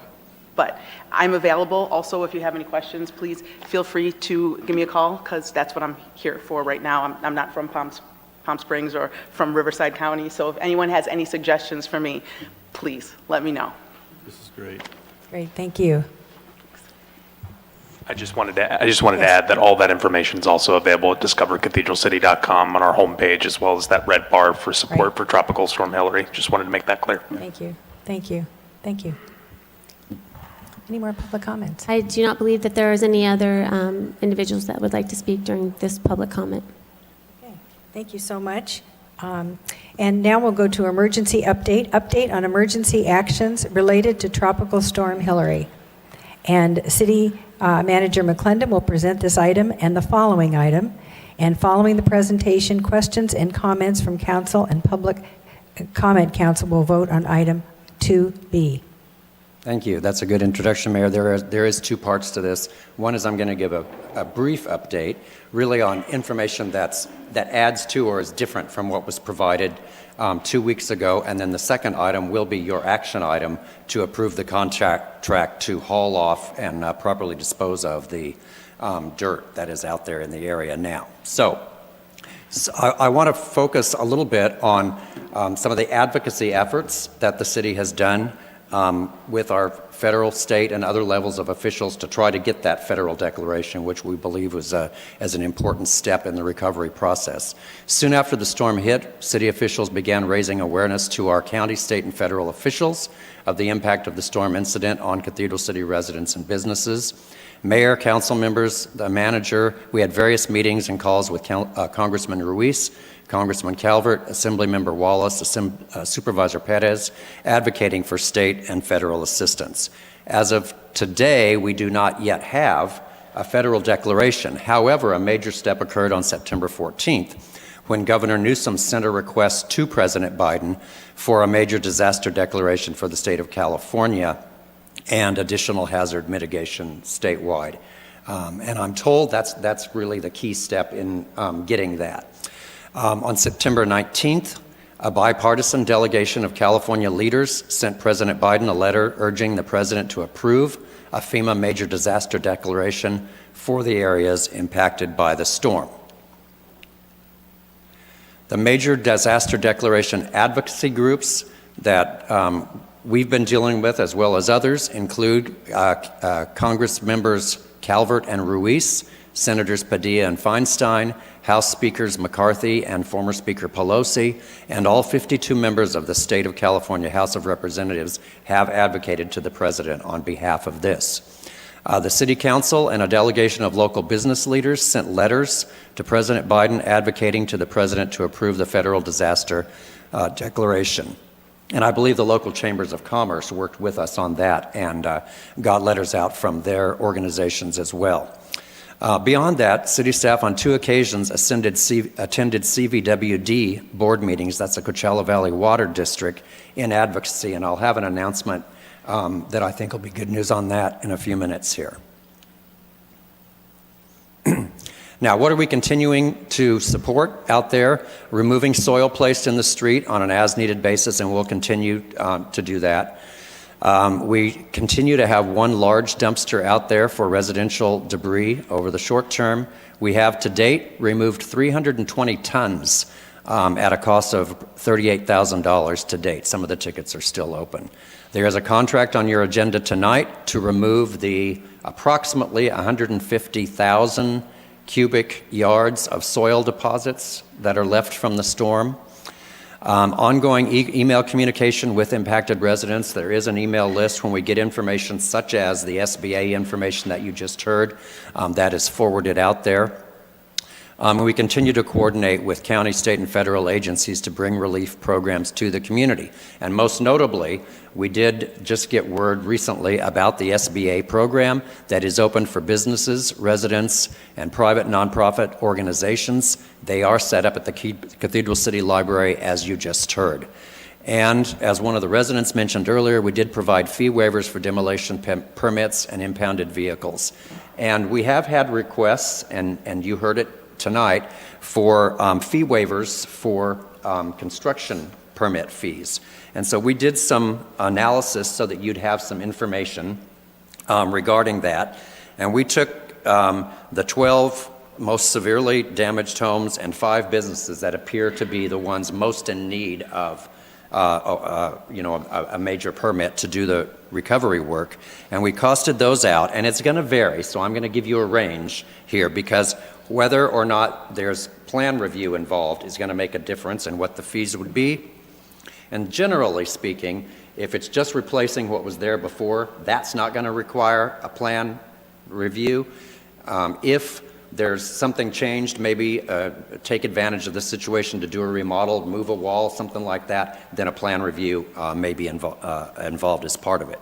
So it'll vary depending on the valuation of the damages that are repaired, as well as whether it's commercial or residential. And based on the 12 homes and 5 businesses that we ran calculations on, a fee waiver would cost you between $30,000 and $100,000. And I'm sorry for the widespread in numbers, but that really is based on the circumstances that arise for each one. There also are small amounts in the fees that we collect on the behalf of other agencies as part of the permitting process, CVAG or others, and we're not able to waive those. However, in every case, those are less than $100. So that's just some information for you. If you're interested in authorizing a fee waiver permit, on those in those limited areas, we can't do it citywide or anything like that, but in those limited areas, that is certainly something that we're willing to work and put in place. We just need that feedback from you all. Okay, there was a question that came up last time about the FEMA flood maps potentially having been modified. That was sort of surprising to me when I heard that, so we did some research on that. There are 3 historical firms, and that stands for the Federal Insurance Rating, and I don't remember what the M is. Oh, right there. There it is, right in front of me. And so I'll show you the current one, which has been in place since 2008, and that shows the area in question, of course, since that time was in the flood zone. That's the current map. It hasn't been changed since 2008.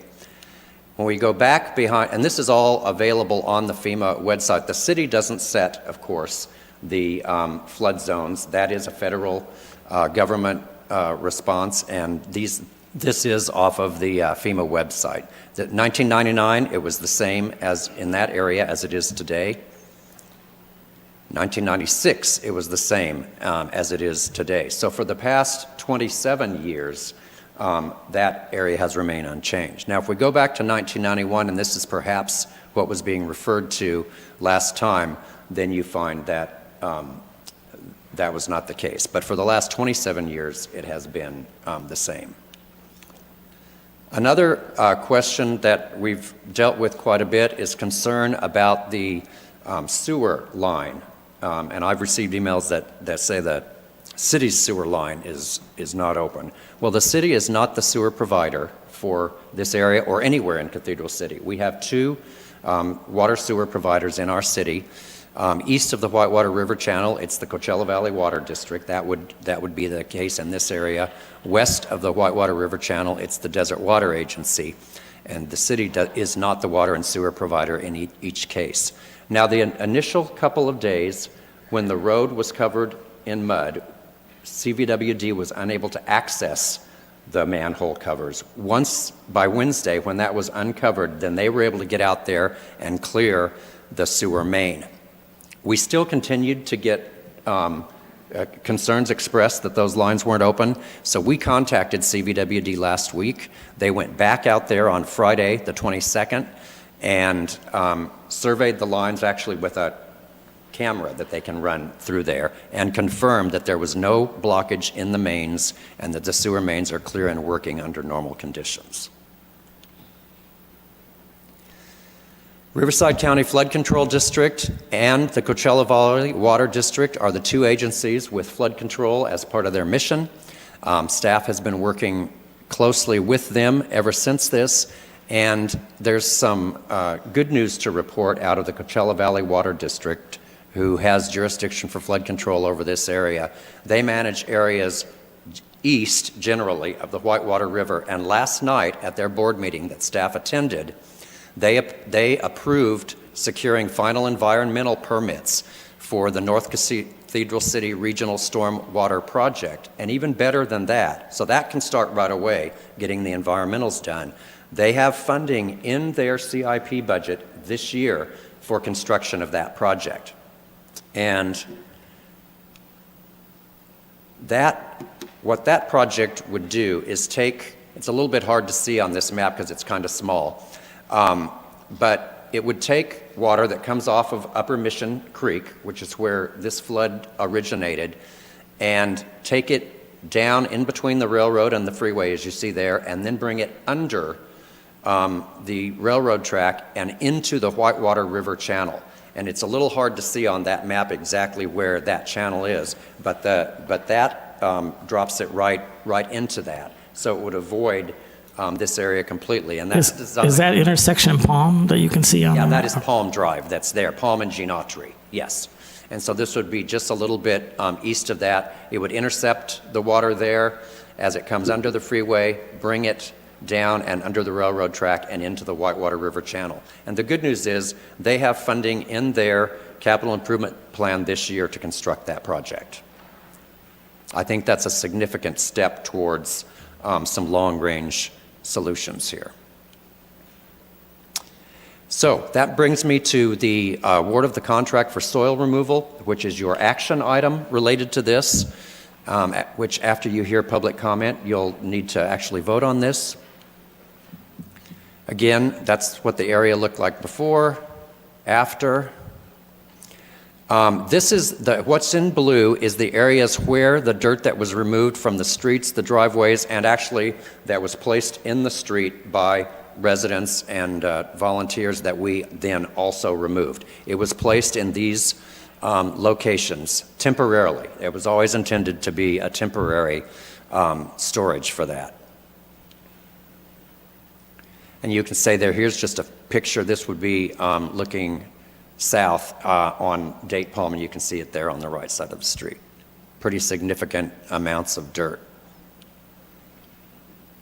We put out an invitation to bid on September 13th, 2023. As I announced last time, we had gotten some quotes that put the cost conceivably as high as $7 million.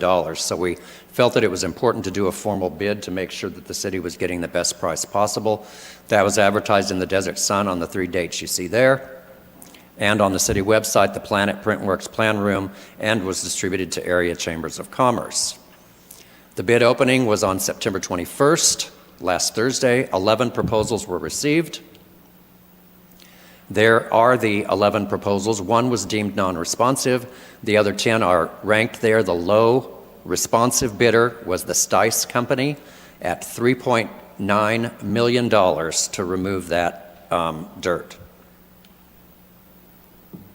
We added a 15% contingency because the fact is it's an estimate in terms of how much is out there. Until it's actually hauled away and weighed in at the stations, we won't know for sure.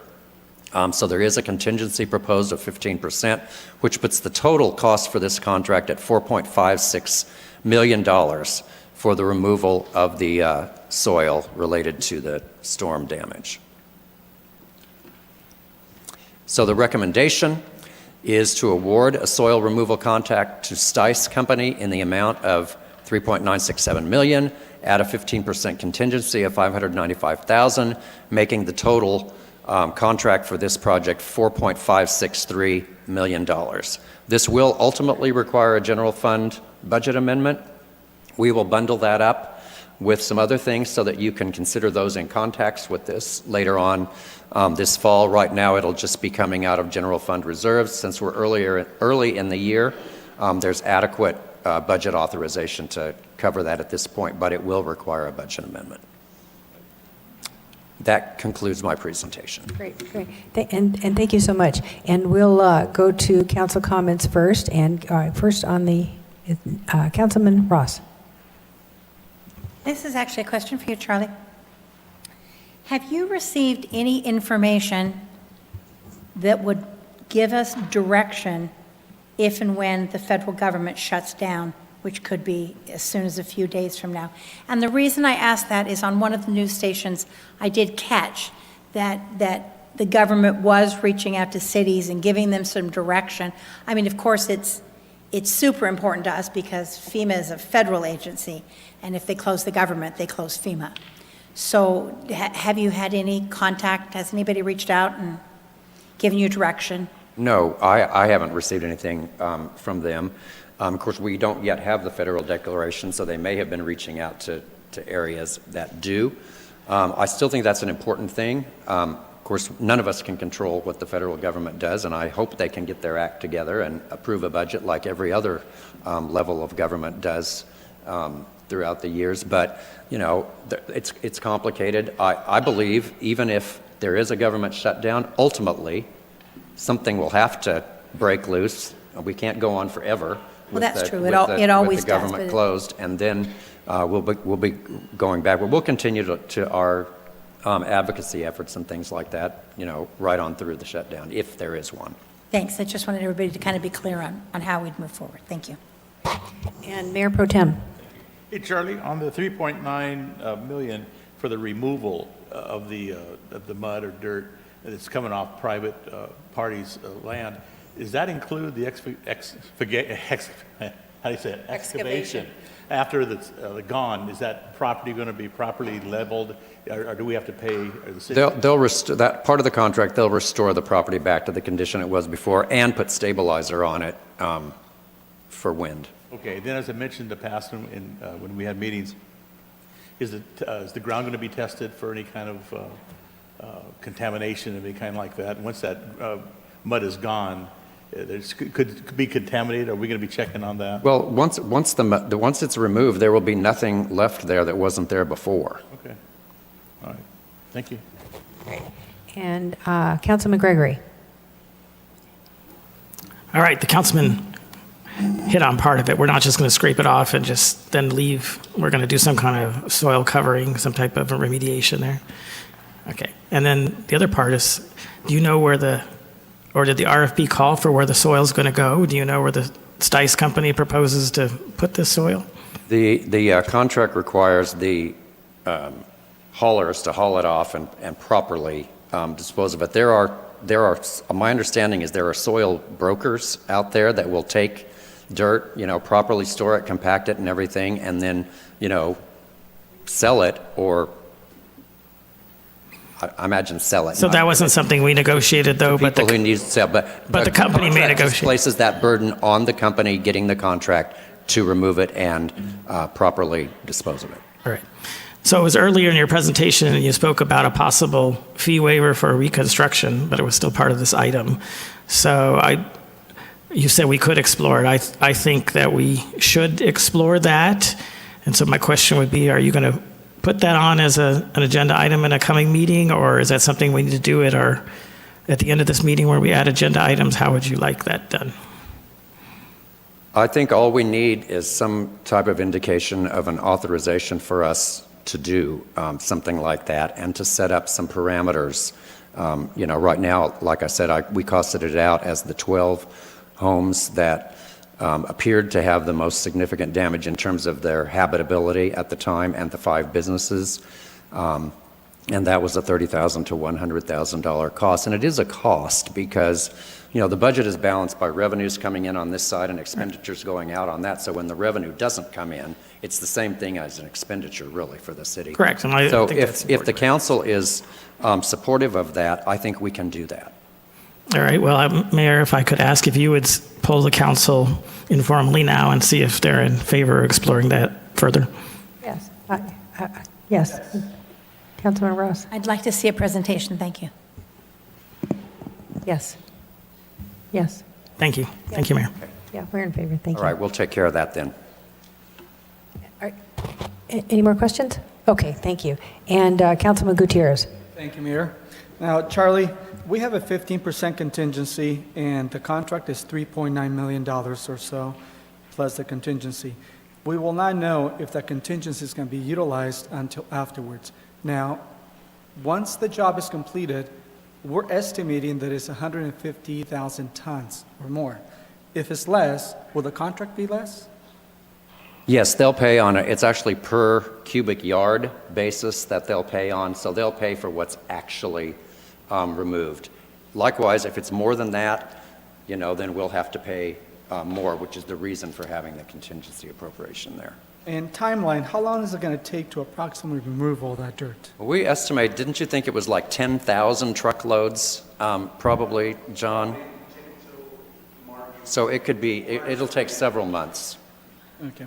Now, is there going to be soil stabilizer applied during and after the removal of all this dirt? Yes, at the end, they will stabilize it. Yeah. Now, is this going to be applied often? Because sometimes after 2-3 months, it needs to be reapplied. And the fine particles of dust that blow, I believe they're very dangerous to these people, to these residents. Yeah, well, once it's all removed and stabilized, then the property goes back to the responsibility of the property owner, just like it was before. And so, yes, stabilization is something that is applied on properties from time to time to keep it from blowing away. But here in our environment, with the wind and things like that, you're never going to have a situation where there's no dust in this valley. Right. I just want to make sure that at least for a certain amount of time, whether 6 months or a year after the dirt has been removed, that this area is actually, the soil is actually stabilized. Yeah. And I want to make sure that we do whatever we can to make sure we guarantee these people, these residents, that is going to happen. Yes, and our staff will be monitoring the project throughout to make sure that they're doing everything that's required, and significantly that they're documenting with the proper weigh scale receipts and things like that from where they take the dirt to, because we'll need all of that documentation if there is a federal declaration in order to seek reimbursement, which we may or may not receive for this. Great, thank you.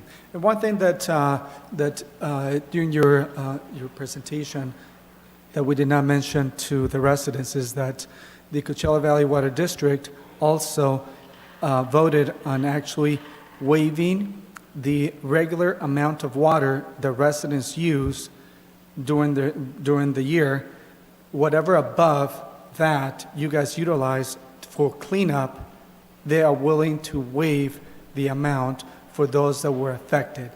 You have to make sure you contact them, and they will waive the amount above your regular average water usage. So make sure that you guys are aware of that as well. Thank you. Does that conclude your questions? Yeah. And the one question I had that I think you had addressed, the 15% contingency is it solely based on the volume of the mud? In other words, if it's 150,000 cubic yards and it actually comes in at 180, that's what the contingency is for, not for anything Yeah, else. the amount per cubic yard is established in the contract. Okay. So what's the variable I see. is Okay. how much there is. Okay, and then the timeline. Thank you for clarifying that. Any other questions from council before we turn it to public comments? Okay, public comments. Thank you, Tracy. The first speaker is Rick Saldivar.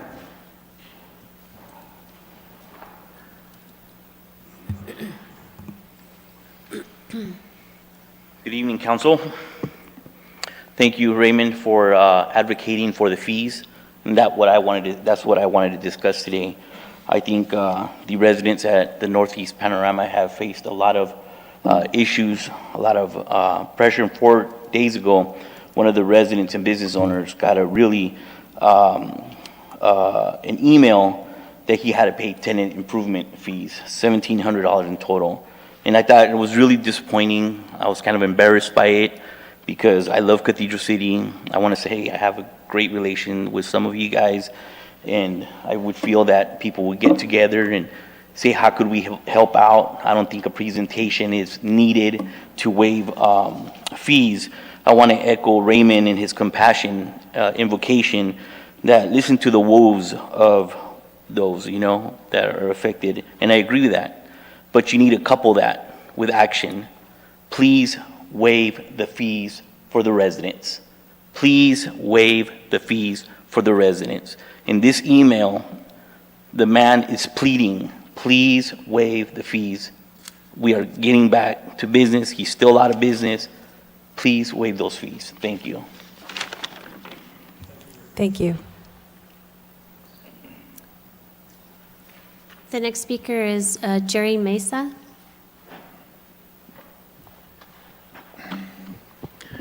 Good evening, Council and Mayor. My name is Jerry Mesa. I live at 28280 Horizon Road. I'm here today again to show the support not only for my home, but also the residents that live on my street, Horizon, Alta Vista, and the other streets that were affected by this terrible tragedy that had occurred. Thank you for a lot of the information that you provided today. It answered a lot of my questions that I've had.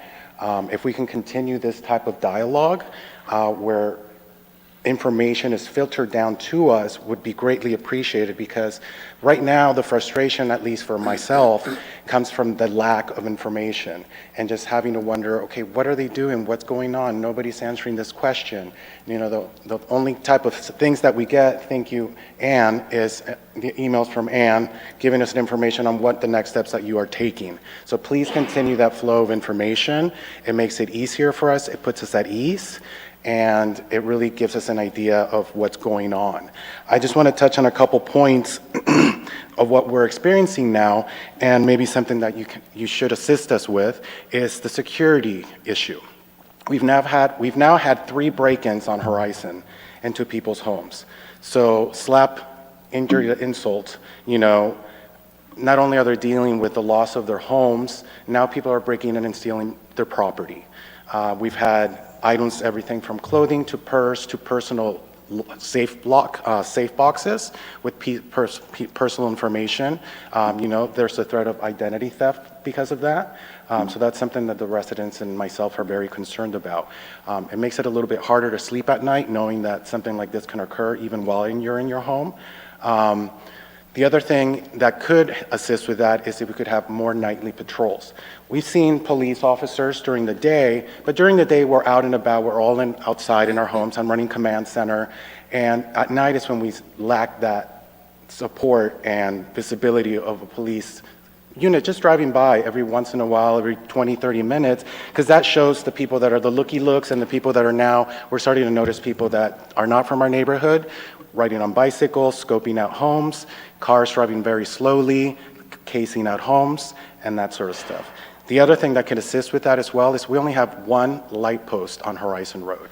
One, and that's at the very beginning of Horizon and Alta, Adelina.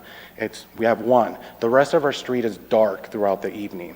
So I think that's why the looky-looks and the people that are the opportunists are really taking advantage of this fact that they can work under the cover of night.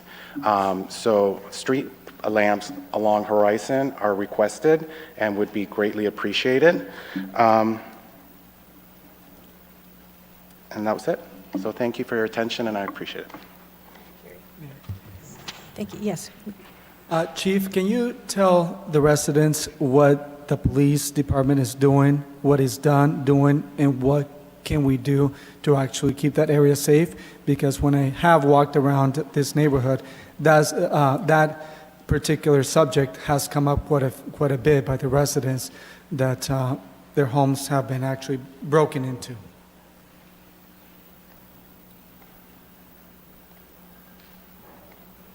Yes, absolutely. I'm not sure this is even working.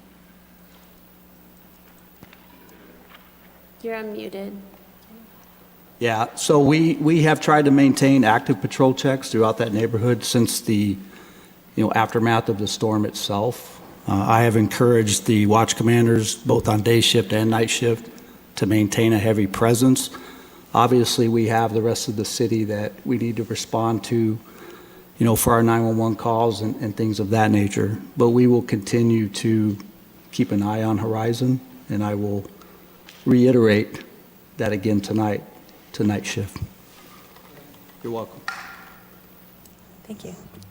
And public comment. The next speaker is Beatrice Toledo.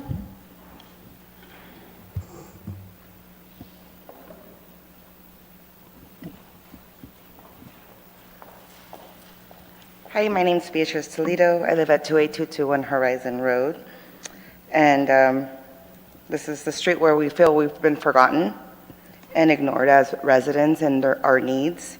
And for the record, we're still pending answers to the following questions. I appreciate the future plans for the infrastructure to ensure that this doesn't happen again, but I still want to know what was the infrastructure in place prior to the storm?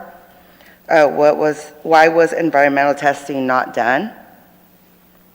And then where are the donations received for Horizon residents, such as Palm Springs Air, or any other funds that have been received on our behalf?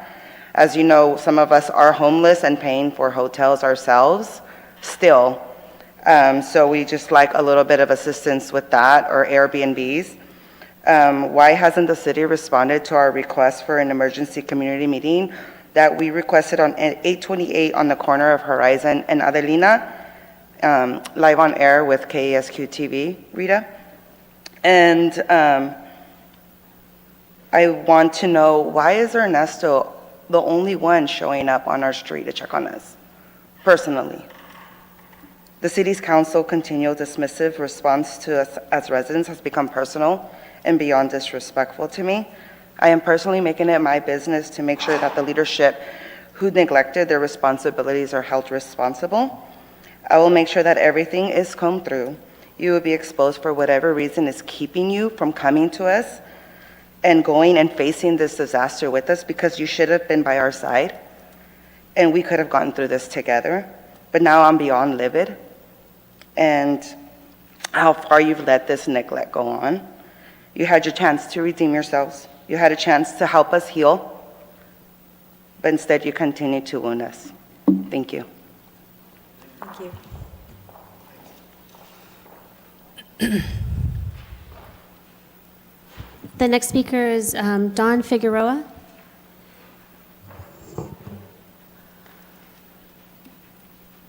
Good evening. My name is Dawn Elliott Figueroa, and I live at 28171 Horizon Road. Thank you so much, Raymond. Thank you, Ernesto. I really appreciate you guys waiving the fees. That was something that was definitely on our minds and worrying us. My main concern is the removal of the dirt, obviously, and the infrastructure. I understand CVWD has what you showed us here. What if what they're building is for water? What if the mud comes through and clogs that and makes it so the water can't go through anymore? Because here we are rebuilding, and everybody just keeps saying it's going to happen again. So you're spending all this money, you're going through all of this, and you're just going to have to do this again. It may be in 10 years, it may be in 20, but it's going to happen. So another concern of mine is I saw obviously all of the bids, but I noticed the first one was out of Santa Ana, I believe.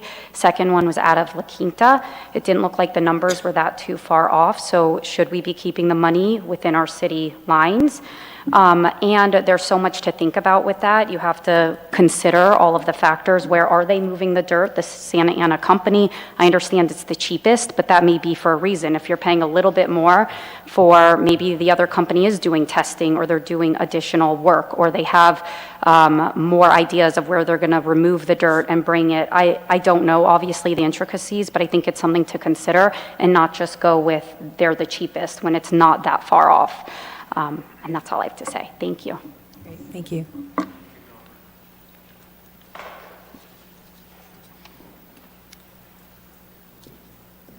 The next speaker is Rick Ravanello.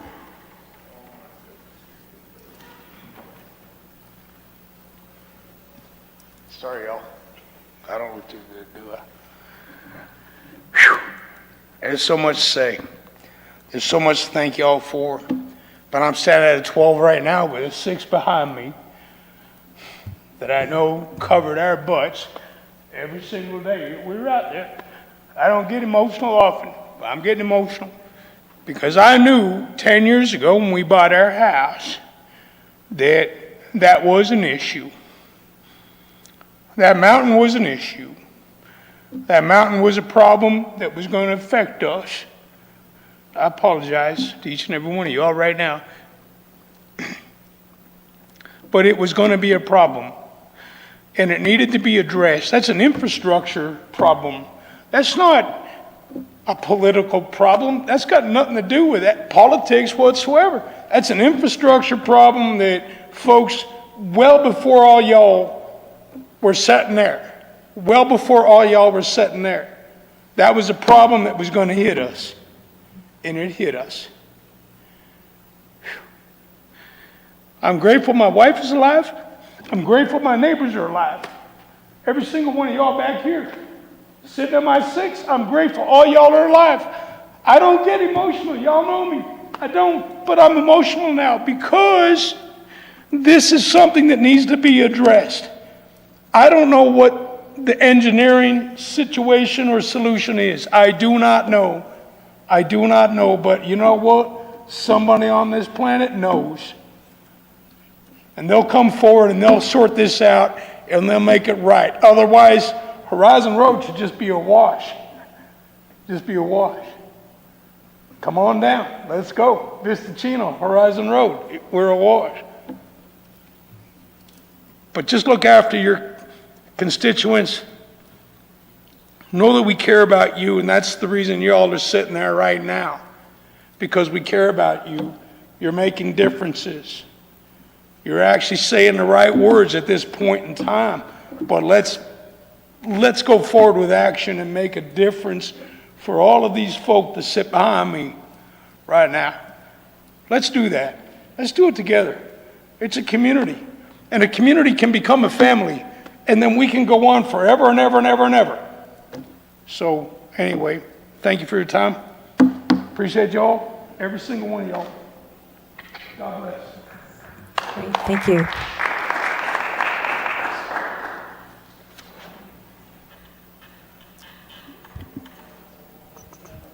Margaret Gutierrez.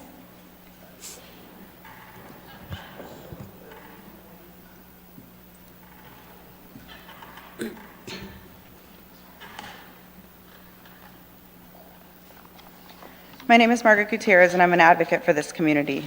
The city persists in neglecting evident problems, including sewage backups, rat and mosquito infestations, environmental worries stemming from accumulated dirt the residents are inhaling, mold in homes, and break-ins in unoccupied houses. Given the persistent challenges, it's important to recall that local governments have several crucial responsibilities to the communities in times of disaster. Emergency response. Local governments must coordinate emergency response efforts, including deploying first responders to the affected areas, establishing emergency shelters, and providing medical care and assistance. Dispatch failed to inquire adequately when residents called in. Emergency shelters were not established, and medical assistance has not been provided to the community, resulting in homeowners still being displaced and grappling with health issues. Public communication. Keeping the public informed is crucial. Local government should disseminate accurate and timely information about the disaster, evacuation orders, safety instructions, and available resources through various communication channels. You did not evacuate residents prior to the storm and then failed to do welfare checks to ensure no one was trapped and unable to make calls. You failed to communicate with your residents for a significant amount of time and then depended on the victims to place themselves on your email list. You went on then to decide who could and couldn't be on the list based on your own assumptions. Evacuation and shelter. You are responsible for organizing evacuations when necessary, ensuring safe transportation, and providing shelter options for displaced residents. You did none of the above. Resource allocation. Local governments must allocate resources efficiently, including food, water, medical supplies, and equipment to address immediate needs. You did not supply water or medical provisions, and after 1 week, you dismissed the sole food source, World Central Kitchen, claiming those resources were no longer necessary. Despite bringing in equipment to clear the streets, you did not extend aid to residents who were stranded in their homes, requiring their doorways and pathways to be cleared. Infrastructure repair. After the disaster, local authorities should assess and repair damaged infrastructure. Ongoing sewage backups have become a concern, and you have shifted the responsibility to deal with this to make it between CVWD and homeowners. Even if it is CVWD's responsibility, to lay that on the homeowner who is still displaced is ridiculous. Even if the drains are clear at the street, you need to be figuring out why that mud was pushed into their homes and their sewer lines inside are filled. Public safety. Prioritizing public safety is of utmost importance. Despite the patrol you've allocated, and we've spoken to the officers out there, so no dismissal of them being out there, they're doing their job, there are still instances of break-ins occurring. We need more. Search and rescue operations were not conducted, and the responsibility for identification was left to the homeowners themselves. Long-term recovery. Beyond the immediate response, local governments play a role in long-term recovery resident efforts. This includes helping residents assess financial, which we've barely seen now at 5 weeks later.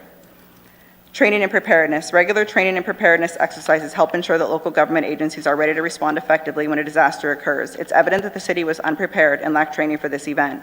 A thorough after-action review of the incident should be conducted, addressing the numerous points of failure, and an action plan should be formulated to rectify these shortcomings. Overall, the responsibility of local governments during a disaster is to protect the lives and well-being of their residents and facilitate a coordinated response to minimize the impact your time is of up. the disaster of the community. In this case, you prioritized your streets rather than your residents. Thank you. Thank you. The next speaker is Andrew Velasquez.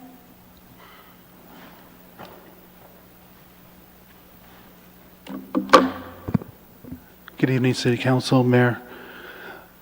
I'm going to be like Rick, our friend here. I'm speaking from the heart instead of writing it down tonight.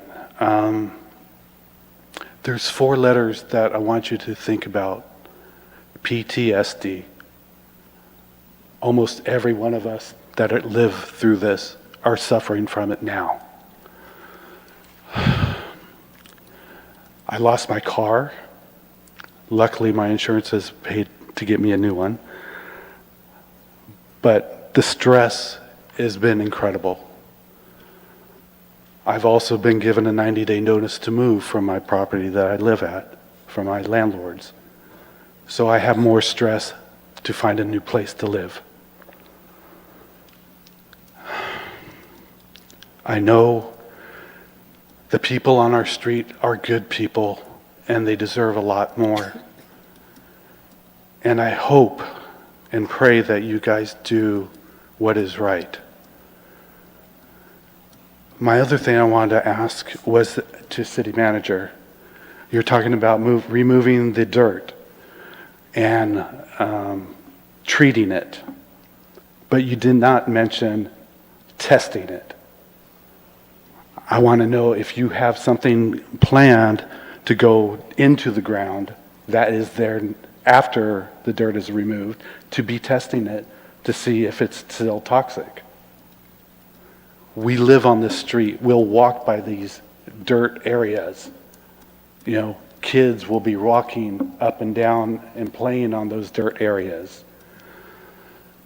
So that is something I would like to hear discussed. One other thing Jerry mentioned was the street lights on our street. Not only do we need more street lights and more policing, we would like to see street bumps put in. We have people that race up and down Vista Chino every day, every night with their cars and motorcycles. They have found the way to not go to the stoplight and cut through on Horizon Road, going at very unsafe speeds. So if we can discuss putting in speed bumps, at least 2, to help that people slow down in that neighborhood, it would be great. And that's it. Thank you. Thank you.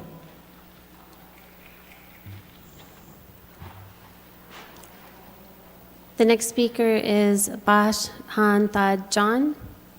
Bashar. Thank you. My name is Bashar Trad, but I go by John. I've known some of you for over 30 years. I'm not here to be negative. I just want to, I like the city. I've been here for 36 years. I just think the city reacted a little late. We should have reacted Sunday. We knew about it Sunday at 4:30 p.m. from the San Bernardino Hills.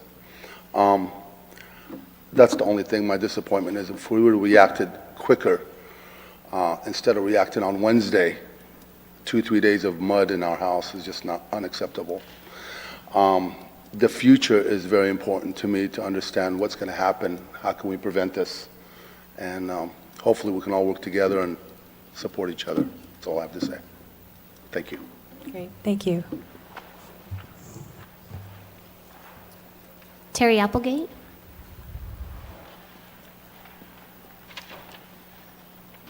Good evening, Council.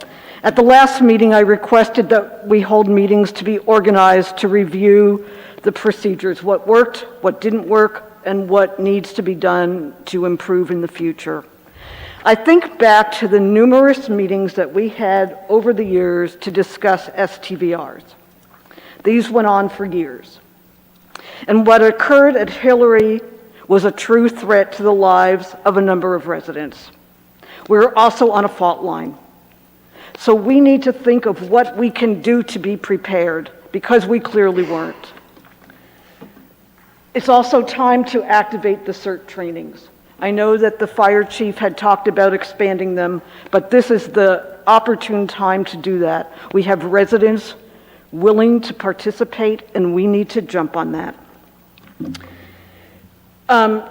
At one of the meetings, I talked about a Corsi Rosenthal box, which is a homemade air filtration system. And my wife and I built it using one box fan and 4 air filters to fit the fan. And we built it for COVID reasons. But we learned through this experience that this fan, which is actually rated higher than a HEPA filter, has helped to, with our, when the wind comes in, we turn that fan up higher, and we have been able to deal with our eyes running, and so, and I also learned that you can build a smaller one with 2 PC fans. I'm also requesting clarification regarding the waivers. It sounded like 10 homes would receive fee waivers, and I'm confused because I know there were a lot more residents that were harmed in the storms, and there were a number of businesses, so if that could be clarified. Thank you. Thank you, Terry. Mayor, I don't have any other request to speak forms at this time, but if you are a member of the public and you wish to comment on this item, please raise your hand. And I see no additional hands raised. Any other questions from council? Okay. So, Our I item was now. going to change the item for the vote, but you Okay, guys- great, thank you, because we'll be voting on item 2B, Okay, so if you could just bear with me, I'm going You to bet. clear that, and then we'll go to the next item. And it's the awarding the contract for soil removal due to Tropical Storm Hillary to Stice Company, Inc. There's a motion by Councilmember Gregory, a second by Mayor Pro Tem Carnevale, and the motion carries all ayes. Great. Thank you, thank you. We'll now move on to council reports, and we'll start tonight with Councilman Gregory. All right. Thank you, Mayor. It has been a busy 2 weeks since our last regular meeting, which was on Wednesday, September 13th. As you all know, that following Saturday, we had a festival here downtown put on by the Luchador Brewing Company called the Misha Vela Fest. So I was able to go by and see how they were doing there and watch a little bit of the Lucha Libre performances. It was quite entertaining, so hopefully we'll be working. I know we have an item on today's agenda, but hopefully that was successful for the Luchador Brewing Company, and they will continue to look towards having festivals that they can help supplement the festivals the city does here in our city. And then on Monday, September 18th, the Senior Center had their Cactus Club event. That's was the kickoff before their gala, where they made announcements regarding their gala, which is one of their major fundraisers of the year. This one was at Roost. I was able to attend briefly. I know other council members were there. And then kind of overlapping and immediately after was the Desert Valley Business Association, or the DVB as it's known, had some business grants that were awarded. Those were business grants that were funded by Grubhub and the National LGBT Chamber, and helped with the selection. And two of our facilities here in Cathedral City, the Roost and Runway, both received grants. And so I know our city manager and our economic development director were both there for that, and was honored to be able to say a few words about our city and the businesses that are in our city. And then on Wednesday through Friday, I traveled to Sacramento, and our assistant city manager, Ann Ambrose, also traveled. We attended the California League of Cities annual conference. I think everyone here has been to these conferences, so you know they're filled with sessions, legal updates, attended a number of seminars, and there was a number of motivational speakers. There were a bunch of exhibitors in the exhibit hall. Spoke to many of them about what they've been doing here in Cathedral City. And there were even seminars on preparing, and then also the aftermath of natural disasters, which were very timely. I know that I attended, and so did the assistant city manager, and we're able to pick up some things that have been done and could be done to help make what's continuing before us maybe a little smoother.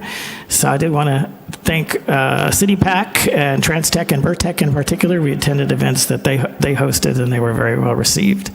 So coming up this week, the business, of course, all of our business continues. I will be attending in Anaheim just a one-day conference. It actually starts the night before. I don't know if you call that a day and a half, in Anaheim, called Mobility 21. Mobility 21 is a conference of all of the transportation commissions in Southern California, also some of the other nonprofits and businesses that deal with future planning for regional transportation issues in all of Southern California. So that actually starts tomorrow evening, so I'll be headed out tomorrow, and Friday I'll be back on Saturday, so I'll be attending that event. I did just want to mention real quickly, we have had some improvements coming online in the parks, in particular in Panorama Park. The tennis court resurfacing is completely finished, and the fencing and all of it was done there with the new nets. And the basketball court has been poured and is now a full court with the finish, also painted and the finish put on it. The only thing it's missing is the backboards and the baskets. So I'm told those are coming soon, hopefully before the end of the month. Apparently the city is in possession of them. They just have not been put up. So just real quickly, Mayor, just want to make sure that I know there are no words to really express our thanks again to all of the volunteers and the nonprofits that have continued to help with the storm aftermath. I know many of the city council members have also helped in many ways and continue to help besides doing their regular job of advocating for our residents. And and working on allocating resources of time and money and all those other things that we do and advocating outside the city. But I know that we continue to hear reports of nonprofits or just regular citizens that stepped up to help. So that's very heartening and I think tells us what a great city we have, and it gives us great hope for the future. Thank you very much. All right, thank you. Well, I'm going to just piggyback onto Councilmember Gregory, and then I'll give my council reports. But, after this disastrous storm that we had, it was devastating. And I just sat down at my computer, and I said, I just got to write how I feel. And as I reflected on that tropical storm that was so powerful and caused a lot of damage to our communities, but that was not really, that it was just too really simple. The impact will be felt for years to come. I'm also having sadness dealing with after effects of the change and the devastation of our community and neighbors. I am impressed with the rising experience of during this time, misfortune, how neighbors helping neighbors, strangers extending helping hand, restaurants and businesses donating meals, and the renewed sense of togetherness that gives hope for the future. Thank you for all the compassion that you guys did, all the teamwork. I commend the dedication of our men and women of our police and fire, rescue teams, and staff for their rescue and support to those affected by the Hillary. They spent countless hours before and during doing what seemed like endless job and had to think out of the box with heroic measures at times and moved mountains. Thank you for your tireless dedication to your job and your community. As I reflected on the past weeks, my thoughts were coming faster than I could express. I cannot put myself in their shoes, watching my home being devastated or the losses you have experienced. None of them are here to hear this. They would rather speak than listen. But this is my feelings. Just to see your memories and dreams just washed away, it's unfathomable. But now we must heal. We must focus on the future, and we must work together. The old saying, where there is a will, there's a way, and let's find it. But, for the record, I've been out in that area numerous times. I don't always have my window down, but I've researched it, I've gone by, and I did see a change from the first time I went there to just the last weekend when I went there. I saw neighbors working in their yards. I saw progress, and I really felt, a little bit better for them, but it was so devastating. I can't believe it. But I just wanted to share that with them, but it's going to fall on deaf ears right now. Okay. As far as my council report, mayors, tribal chairpersons, I went to the mayor tribal chairperson luncheon. It was well attended, also great information about the surrounding cities, not only ours, all the other cities commented on their problems that they had during the storm. After the luncheon, along with all council, we attended the Cathedral City Library where there was booths for assistance for the storm, Hillary. And like other council experienced communication with residents and businesses pertaining to Hillary, I tried to respond to those who contacted me. Paul Viander, who owns a gas station there, I worked with him quite a bit. Ann was working by my side with that there to get him open and running again. So that was, and thank you, Ann, for that. I spoke with Officer Brooks and Powers the concerns about the fountain attracting numerous homeless invading the area. And Charlie and Anna have come to a conclusion what we're going to do there, what we heard about earlier at study session. At the same note, I always got to hit some restaurants, got to get some sweets in, but I stopped at the Monster Shake to indulge in a delicious banana split, and it was great. I had to share it with Rhonda, but that kind of bummed me out, but I shared. I'm like that. And now, if anybody's looking for a good hamburger, I'm sure a lot of you locals remember George's Burgers on Ramon. George was there for years, as long as it's since 70 when I first came to town. And a local family just purchased it, Gary Cheney, and the owner of Purple Energy. And the same menu, the same everything's going on, and they got a good burger. I know my son's over there flipping burgers for them right now as we speak. And on a sad note, Gary Nutt was one of the homeless veterans that Officer Brooks and Powers and myself were able to find him housing at the Veterans Track. He was so proud to be able to get in there. He just passed away, and his family reached out and wanted to say how wonderful they felt to us, what a beautiful apartment he had. It was neat, clean, and tidy, and they were very grateful. They wanted to give the homeless liaison officers a big thank you. And I guess that would mean so much to a veteran who's not here for long, a good sending off. I attended homeless committee with Sunshine Edwards, who wanted to go out there and listen out there last week and get involved. And she wants to get involved in some more businesses. And then again, Craig Smith, I got a call from him today and talked about the 13.5 acres, and that's getting close. So, with a little caveat, but we're getting close. Thank you, Madam Mayor.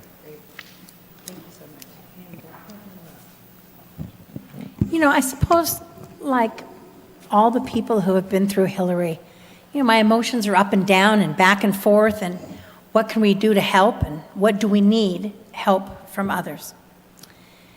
And today was perhaps the first day I actually kind of woke up with my head up. And I said, the truth is there's been so much damage, but every single one of us lived. There was no loss of life in Cathedral City during Hillary. And, we see the pictures, we see the tragedy. It wasn't just in the Horizon area. I live in a mobile home park that flooded and displaced 8 families, who the youngest is 82 years old. So I understand that, and I understand, we have worked with them a lot and done everything. There's been the young people in the park, those are us 60-year-olds, We're out there helping them the best we can each and every day. Really proud of all the work people have done, really proud of the people that went over. And sometimes when you're hurt, I was talking to a friend today, and I said it's like having a sword in the back of a dog's, in their spine, and you're trying to pull the sword out, and they're biting you at the same time, right? And you're thinking, am I doing the right thing? Yeah, you are. And I think that's some of what we're experiencing here too, is that perhaps we aren't quite as evil as we're portrayed, but when you're hurt and when you're injured and when you're wounded, I think it is rational for us to think that you would lash out. And so I'm going to try to put that aside and know that together we will continue to work forward in all of our communities. So instead of going any farther, I am going to steal from Ryan Hunt, and I'm going to tell you some of the events that are coming up, because to me, that's what we can all lift our heads about. So tell me if I'm wrong. October 14th, we have Battle in the Desert. October 21st to 26th, we have the Mayan Festival. On January 13th, we have the Bully Fest. November 17th through the 19th, we have the Balloon Fest. October 29th, we have Spooktacular. Little side note, I have a baby ghoul who was born on Halloween. On, what month is Taste of Jalisco? I've only gotten written down 2nd to the 4th. Is that? February 2nd through the 4th. That'd be when? February 2nd. February 2nd through the 4th, we have Taste of Jalisco. We have on February 13th, Tastes and Sounds of Cathedral City, but it runs all the way through April 9th, and each week there'll be different themes and different food options. And of course, we have the big and world-renowned Palm Springs Film Festival coming in January. So save some time in your heart to mourn for those who have lost, and start to let your heart lighten a bit for those things that we can do, those things that we can enjoy, those things that bring us some normality, because it's time for us to not just work together, but to work to heal. Thank you so much. Thank you. And Councilman Gutierrez. Thank you, Mayor. Well, as Council has mentioned, during the past 5 weeks since Hillary, I have put the majority of my personal life aside. And what I did was, of course, I did take care of city business and also my personal business. But a lot of that was partially, you can say, worked.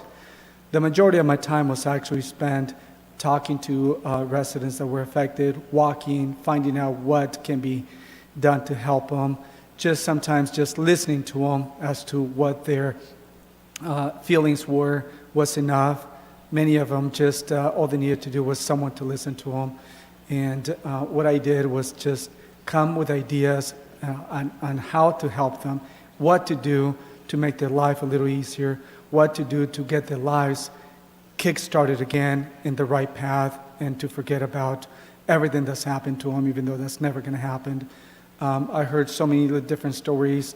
PSD, I heard that some of the residents there, they still, in the middle of the night, they get up to use the restroom. When they put their leg down, they still think that there's mud in there. So,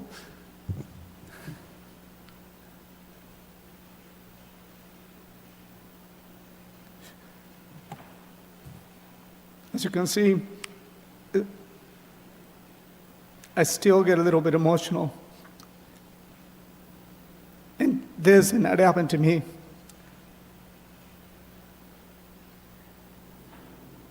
It happened to all those residents. None of that affected me, but it did emotionally. And I'm going to continue to do whatever I can to help. Thank you. Thank you so much, Councilman Gutierrez. And, we've all been sharing our, reactions to this horrible event and this emotional and physical crisis that was, brought on to these families and businesses.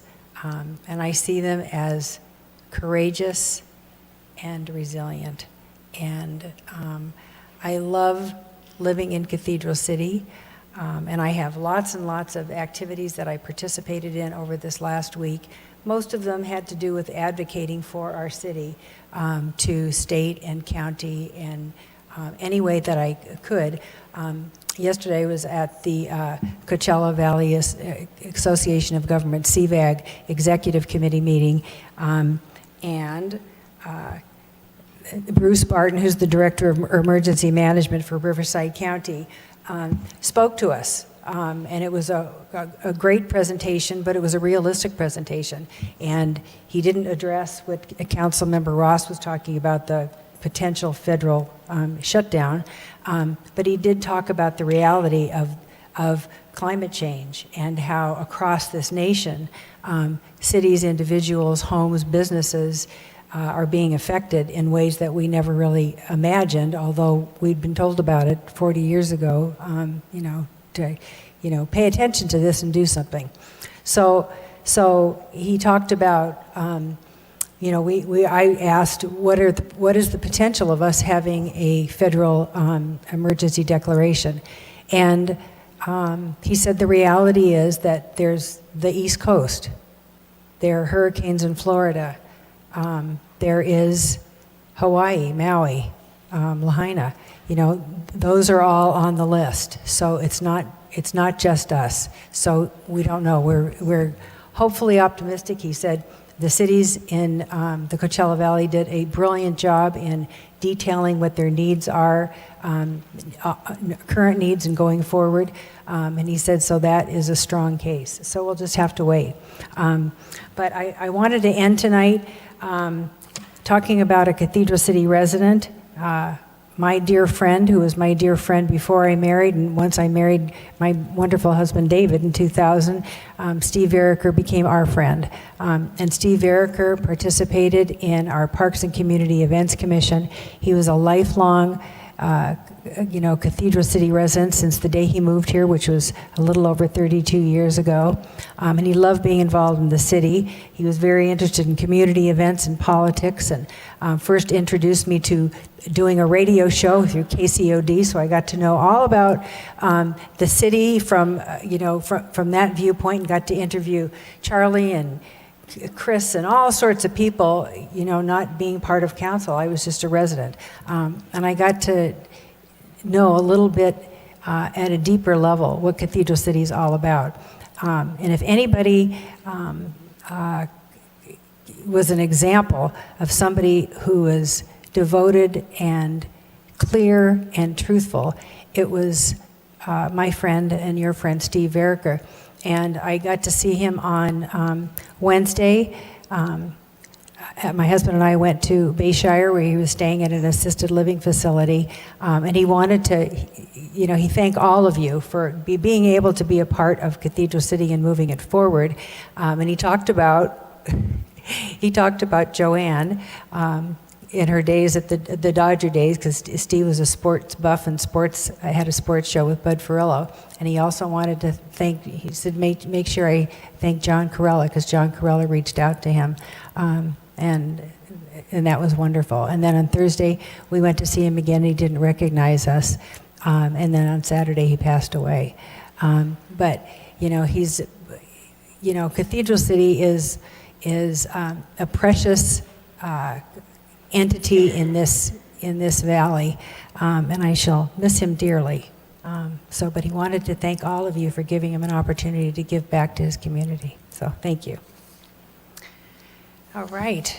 Now we'll move to the consent agenda. Will the city clerk read the consent agenda items? Thank you.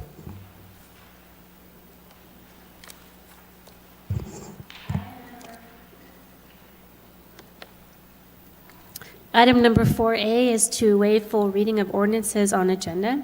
Item number 4B is minutes approval of September 13th, 2023. Item number 4C is to approve an amendment to the CCPFA Memorandum of Understanding. Item number 4D is to approve an amendment to the CCFMA Memorandum of Understanding. Item number 4E is the approval or the second reading and adoption of an ordinance authorizing the levy of a special tax within improvement area number 18 of the City of Cathedral City Community Facilities District number 2006-1, law enforcement, fire, paramedic, park, and general maintenance services. Item number 4F is to approve SUP number 23-008 for the annual Fields of Valor event at Patriot Park. Item number 4G is approve final map of track number 37124 and accept the dedications offered on the map for public utility easement purposes, and approve the subdivision agreement for track number 37124 and authorize its execution by the mayor and city clerk. And that concludes the consent agenda. Great, thank you so much. Are there any members of the public that wish to make a comment on the consent agenda? I don't have any request to speak forms for any of the consent agenda items, but if you're a member of the public and you wish to comment on any of those items, please raise your hand. And I see no hands raised. Okay, are there any comments from council or ready for a motion? For a motion, Mayor. Okay.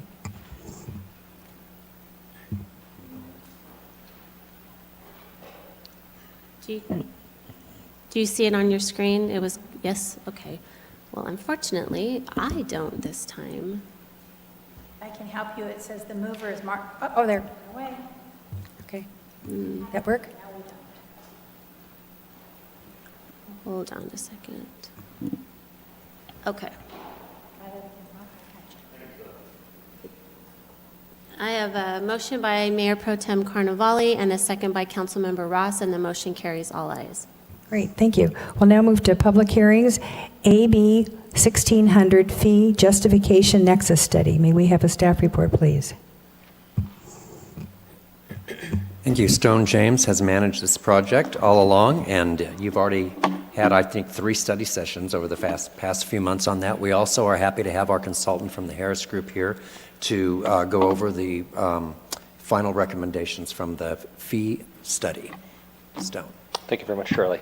Mayor Pro Tem, and Councilmember, thank you for the opportunity to discuss this Nexus study. And so the plan here tonight is just as Charlie laid out. We're going to bring up a seasoned professional, Ms. Megan Quinn from Harrison Associates, and Megan is going to walk you through the study, what we've done, some of the changes since our last study session on August 9th, some comments that we've received from the DVBA, and ultimately how our fees compare with some of the other cities in the valley. Since Megan has been the lead on this project from day one, she is an excellent resource. So if you have any questions, please ask her. Any questions that Megan is somehow unable to answer, which I don't think is going to be the case, I'm obviously here as a resource. Thank you. Thank you, Stone. Mayor Pro Temp, and council members, happy to be back here again.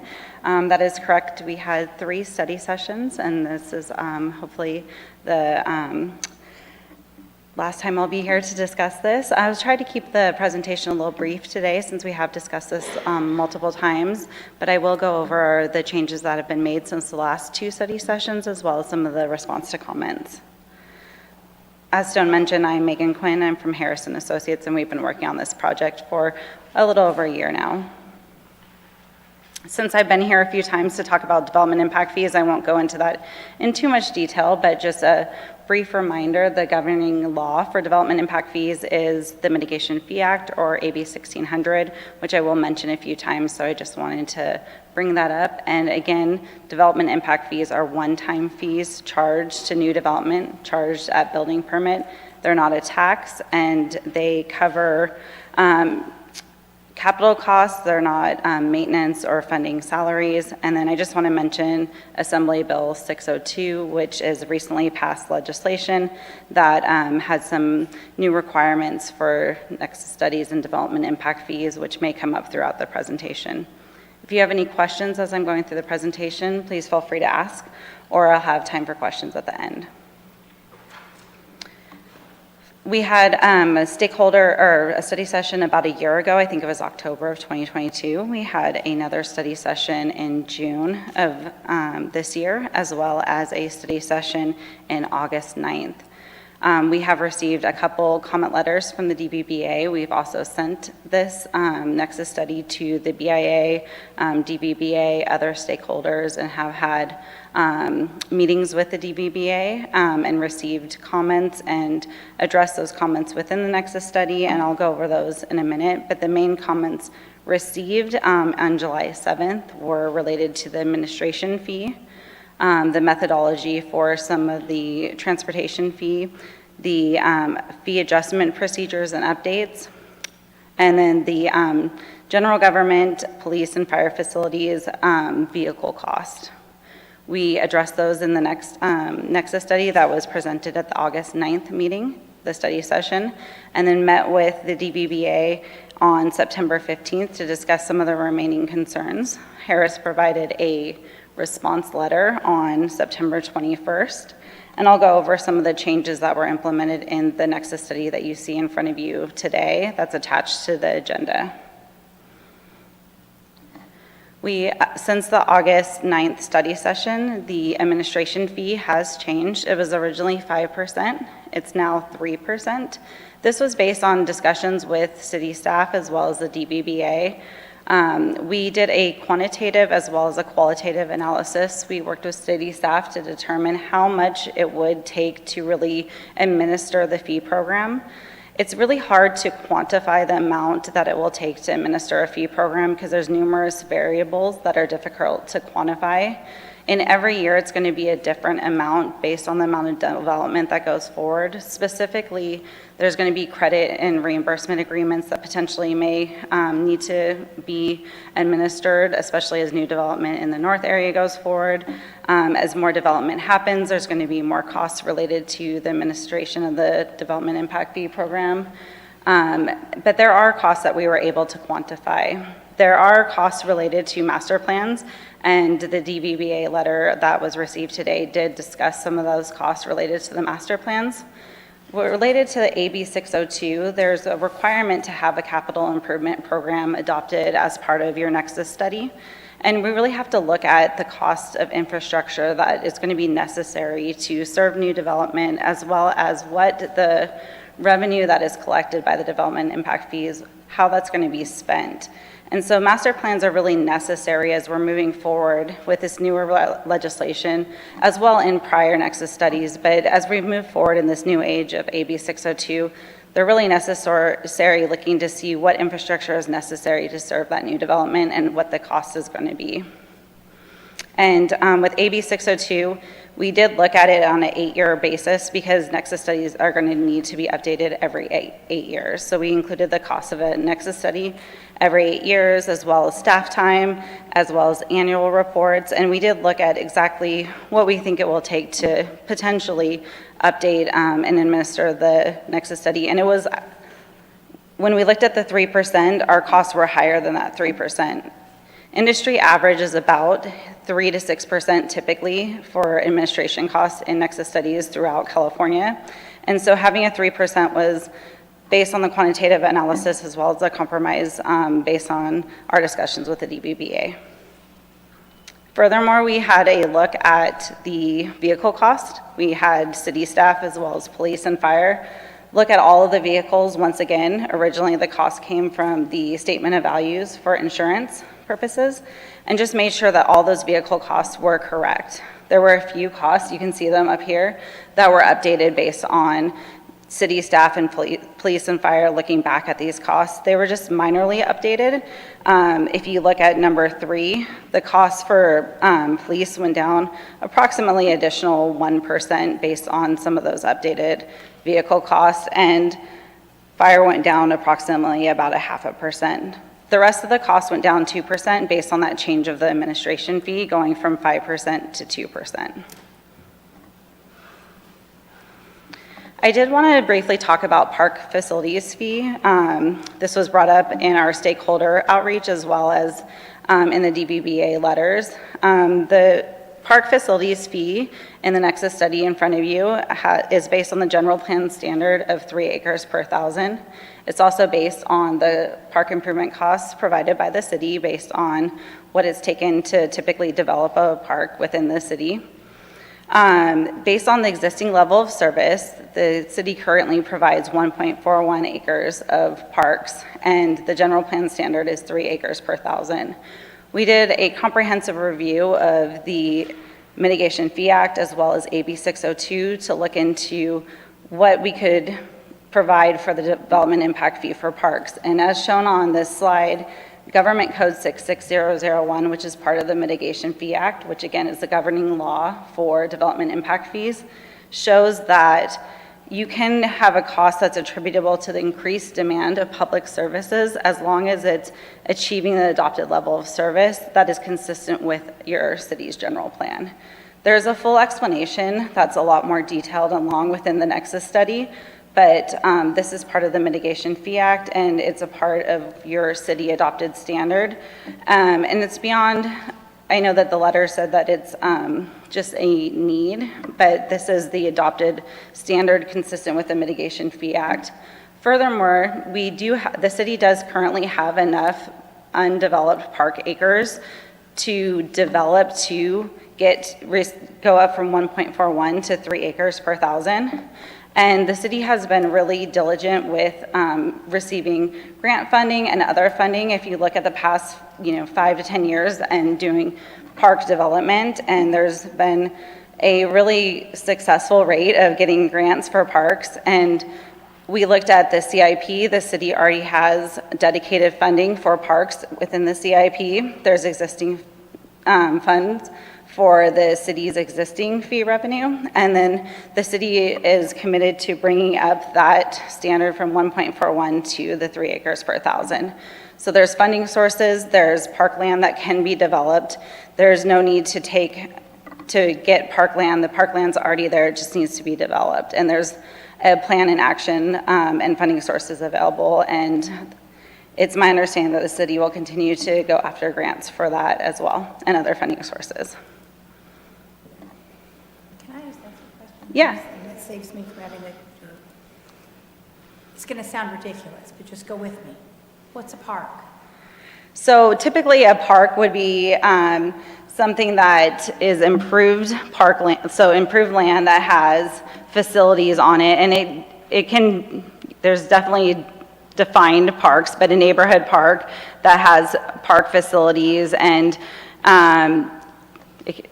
play sets. Could a public golf course be a park? A public golf course can be a park at times, but it has to be if it's available to the full public. Can a mountain that has trails? That's considered open space and not a park. Even if it has restrooms and? Yeah, even if it has restrooms, that would be considered open space and not considered typically a park. Okay, And it also kind of depends on So the, I guess I'm just trying to get this in my head. So you have a golf course that's pretty much open space, except maybe it has a building you could go to, or it has a restroom and a parking lot. How's that different than a mountain that has a restroom and a parking lot? because there's activities that are able to happen there, including playing golf. So it has to be more commercial. Yeah, so like a soccer field.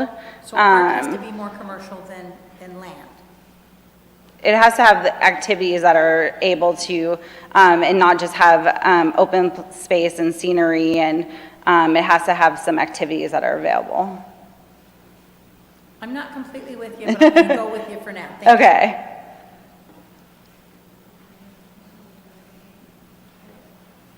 And we can come back to that if you have more questions. I'm going to keep moving on, just I know this has been a long night, so. I think you've all seen this table before. This is just the city's current fees schedule.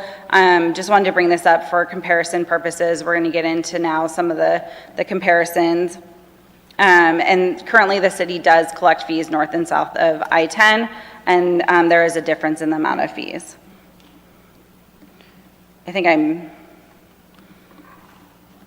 sorry. This is the proposed fee that's in the proposed maximum justifiable fee.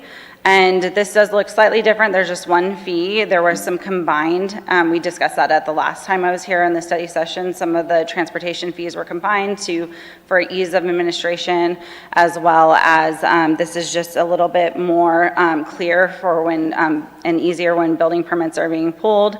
And this is based on the most updated assumptions as well as the updated legal requirements. The last update was 17 years ago, so there is a huge difference now updating this fee as well as updated construction costs, as you can imagine, over the last 17 years. Looking at the comparison between the proposed fees and the current fees, there is a large increase, as there is 17 years of differences between the construction costs 17 years ago that were originally in the Nexus study and the costs that are now in the Nexus study. But again, these have the updated assumptions, updated costs, as well as all of the updated legal requirements for AB 1600, the Mitigation Fee Act, as well as AB 602. I'm going to go into some charts that actually show this a little bit. I think it's a little easier to see than on a table.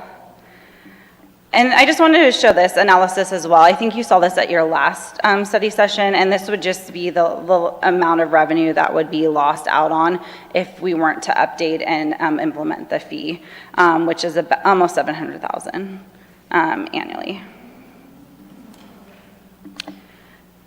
And then, as I mentioned, going to just a chart comparison, this just shows the south of I-10, which is really where most of the development has happened currently, but in the future, more of the north of I-10 is where development would happen, and shows where the, for residential, for each fee, the existing compared to the proposed.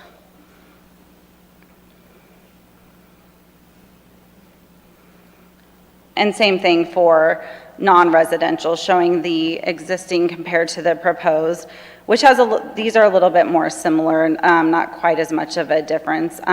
There was a big change in the residential fee, as it's now on a per square footage basis, where it used to be based on a per unit basis due to AB 1600. So that really changed the methodology a lot compared to how it was done 17 years ago. And now this is compared to some of the neighboring cities. Really, how competitive is this fee, and how is it comparing to some of the neighboring jurisdictions? We did look at this last time. This is just the updated numbers as the fee is just slightly changed. And as you can see, Cathedral City is, this is residential, pretty comparable to the neighboring jurisdictions. And most of these fees have not been updated anywhere from 17 years ago as well to a few years ago at least, but most of them haven't been updated in about that 15 to 17 years ago. So it really is within that fairly competitive range. And just breaking it out a little bit more, for if you're looking at single family, the Cathedral City fee for single family is really close to that average of the neighboring jurisdictions. It's about $6.31 compared to an average of $6.93 if you're looking at all of them on average, and really close to the Indio and Desert Hot Springs amount. Same thing here. It's really similar for multifamily to the average amount when we're looking on a per square footage basis of $8.59 compared to an average of $8.46.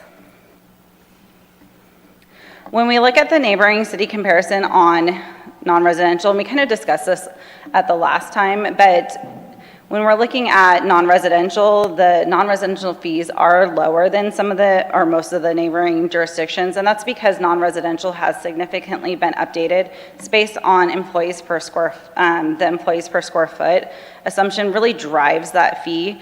And that assumption over the last 17 years, especially in the last couple of years with COVID and all the different changes, but that assumption has changed significantly over the last 5, 10, and especially 17 years.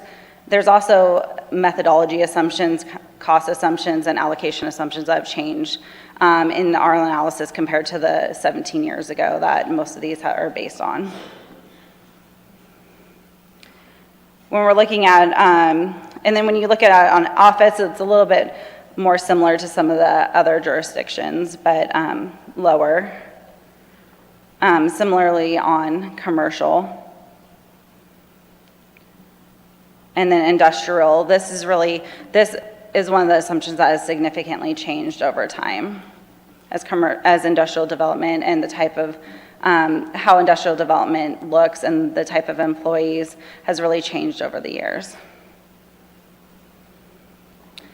Finally, I just wanted to give an overview of what it's going to look like. Was here in June and August. We had some study sessions. There's going to be a second reading of the resolution, I believe, in October, and then the fees are going to be effective if they are approved January 1st of 2024.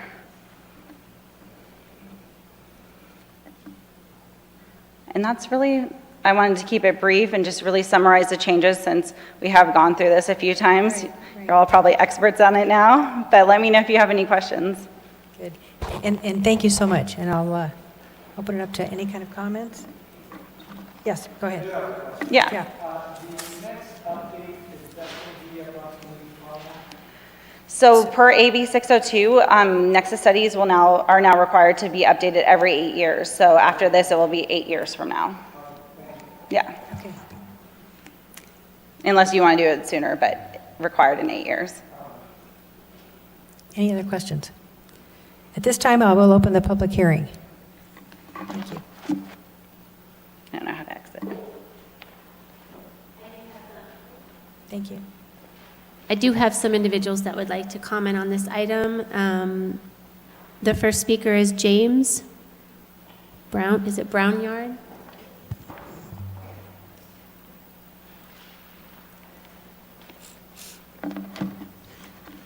Good evening, Madam Mayor, members of the council, and staff. My name is James Brownyard. I'm with Desert Valleys Builders Association. We've been fortunate to be part of the dialogue over the last few months regarding this DIF study. There's a couple items that we still cannot agree on. One of which is actually really minor because we've come a long ways with the administration fee of going from 5% down to 3%. As we look at the named processes that the consultant believes the DIF funds should pay for, I believe there's actually a shared cost. You should have a letter that we've wrote up and delivered this morning that identifies that there should be a shared cost with your master plans, public safety master plans, public facilities and such. There is a shared benefit. Those plans are all made by existing population. The next guy in is not talking about how they're going to structure the city. This is how the people that are here want the city to be. If nobody builds, it doesn't happen. But if they do, or if they want to have grants or bond for those changes, they may. Traffic patterns change whether or not we have new residential construction. People change. They find an alternative way. They decide to live someplace else. Anyway, the second part is the park facility improvements. There's actually two parts to this. You've got the Quimby Act, which the city is as identified in the municipal code and the general plan for 3 acres per 1,000 population. That is the standard for park land and open space. That's a combination. It could be either, it could be a mix. That fee is not in this study. We don't know what that is because it varies from project to project. Just like with your comparison to other cities, I don't know whether the land costs for parks are in there or not. I know on the other cities, they include them. So I don't know if you're apples to apples. The difference here is using a Mitigation Fee Act fee to improve that land. That has different rules. They keep talking about AB 602. It's still the Mitigation Fee Act. It's just amendments to it, and there's several. And the basis of what you're supposed to be looking at is the current standard is what is actually being utilized. Can I have more time?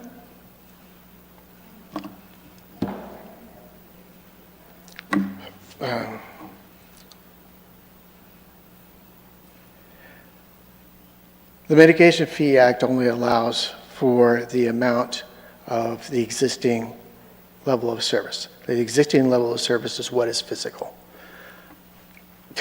Sorry, I got this net that just loves me. Under the Proposition 26, we look at who benefits from the saying we are going to improve 3 acres per 1,000 under the Mitigation Fee Act. That's the improvement on the Quimby land that the city already has. But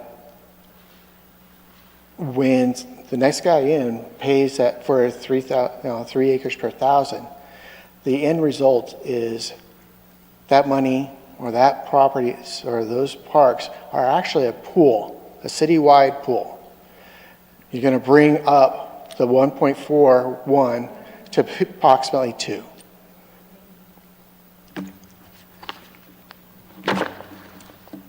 If you have any questions.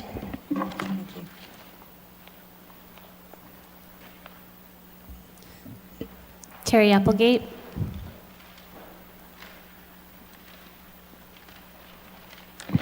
When I was reading this report, I was thinking, man, I need my eyes examined again, because I was shocked at the proposed increases.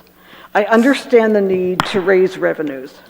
However, I'm alarmed at the proposed fees and the percentage change. The more that I read, the more I agreed with the DVBA. I recognize that our city has greater challenges than many other cities in the Coachella Valley in terms of revenue streams, et cetera. But my fear is that these exorbitant increases will actually hinder development. If builders find these fees to be excessive, they will look elsewhere, and costs will be passed on. My wife and I moved here from the Bay Area. We kind of consider ourselves economic refugees. And we came here, she said, I have to get out of here. I can no longer stand it. I was kind of content, and my thing was like, how am I going to deal with not being able to go to Stanford basketball games? But it stunned me how much the housing costs here have increased, where it's like, if we left here, we wouldn't be able to come back. So my concern is that it seems like new residents would be penalized, and it comes across to me as similar to a two-tier wage system that the UAW is fighting against. So I think that we really need to look at this, because I think it may bite us in the butt. Thank you. Mayor, I don't have any other request to speak forms for this item, but if you are a member of the public and you would like to provide comments, please raise your hand. Great. Thank you. At this time, I will close the public hearing. Are there any comments from council? No? Okay. Yes. I know this has been an exhaustive process, so of course I want to thank our consultant for all the work that they've done on this, but I also, of course, want to thank the DVBA for all of their work on this. I think their input is important, and as has been shown in this, it did help bring some areas where we were able to look at it and say, well, yes, what you're saying makes sense, and trim millions of dollars off of what is likely to be collected in the future years.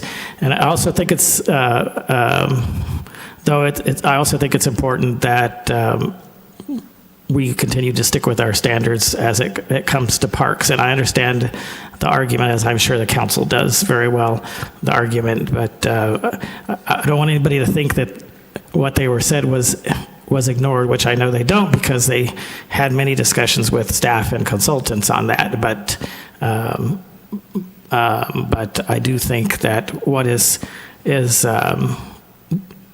called for in the report, especially as it is with parks, is important for us as a city. And from my reading and from all that we've heard, I think that it is a permissible and fair way to go about it.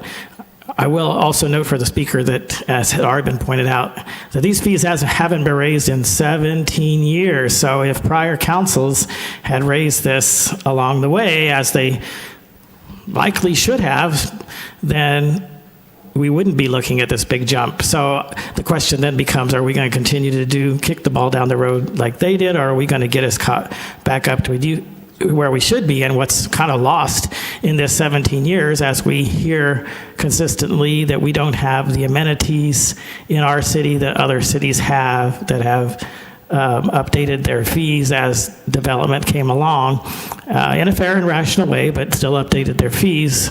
Well, the reason we don't have that is because we didn't raise our fees, and those are the fees that pay for these amenities. And I know there's been some discussion about if you raise your fees, then you may stunt development. While in certain cases that may be true, I think looking at the long view, that hasn't really proven to be true, because some of the ones with much higher fees have much more development than we have. And when you ask why, they say, oh, because they want to build in a city that has nice amenities, and that's because they had the funding to be able to pay for it. So I don't want to beat a dead horse, but I just thought maybe I would add those few words to kind of show at least where I'm coming from. Thank you, Mayor. Great. Thank you, Councilman Gregory. And Councilman Gutierrez. Thank you. I would like to echo all the comments by Councilman Gregory. And yes, it has been 17 years since our city actually adjusted not just the permit fees, but also the development impact fees. And we have left millions of dollars on the table. And those millions of dollars have belonged, or would have belonged, to our residents, and they would have been utilized for infrastructure and also to hire other employees and many other things. Of course, the increase seems to be quite high, but just like it was mentioned by Councilman Gregory, this was kicked down the bucket by our previous council, and we have to make an adjustment. The jump seems to be quite high, but we do have to make that plunge, and I think it's time to do it. And I also want to thank the people that did the study, and also the DVBA for putting in your time. And we want to make sure that we try to work with you to make sure that things are just and fair, but looking at the fees, we are in line with other cities. We're not above them, we're above pretty much average. So I think it's time for us to do it, and this council, I think, is also ready to make that decision. Thank you. Thank you for your comments. Any more comments from? Okay. There is no action required for this item. At the October 11th, 2023 City Council meeting, Council will vote to approve a resolution adopting the fees and accept the fee justification study. Before we begin to legislative actions, can we take a 5-minute break? And Mayor, could I just add one little clarification? Okay, thank you. Thank you for mentioning the October 11th meeting. Yes. This public hearing satisfies the requirement for the Nexus study that Okay. the consultant reported. The October 11th hearing will relate to the fee resolution, and will adopt both the resolution that approves the Nexus study and the fees at that time. With regard to the very good question about what is a park that was asked by Councilmember Ross, you can look in the general plan, the city's master plan of parks, and in Title IX of the zoning code, and it will give you definitions for parks and recreational facilities, community parks, and neighborhood parks. That's it. Thank you.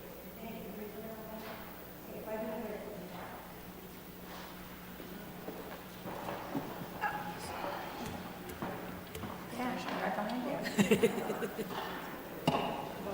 All right.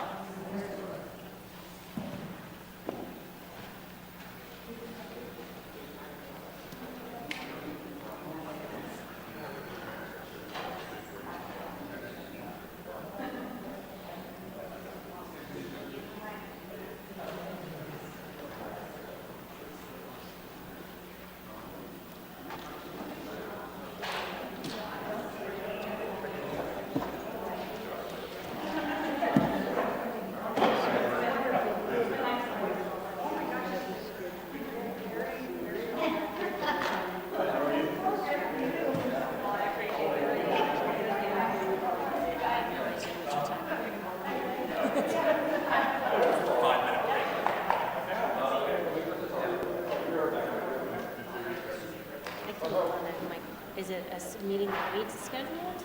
Well, it's here. College of the Desert study session. Oh, it's in the study session.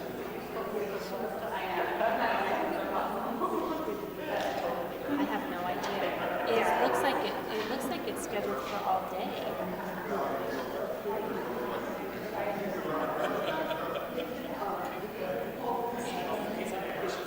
What's that?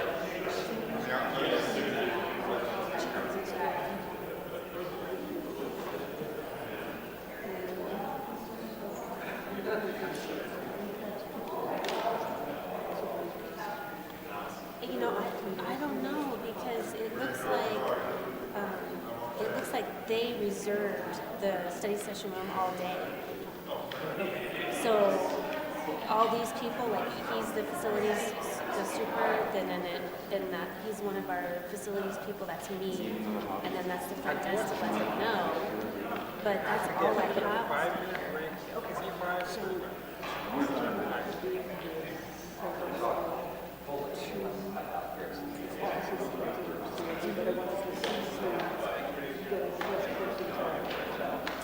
To talk about, because I'm not even, I think the request came from them, and then Christina, who's and I think she scheduled it, I mean, we're letting them use it, because I do remember her asking about other people, and you know, and all of that, so I think that was at their request, so as far as the, I don't know if they're doing more, if you're saying No, so what they're doing is they've got different cities.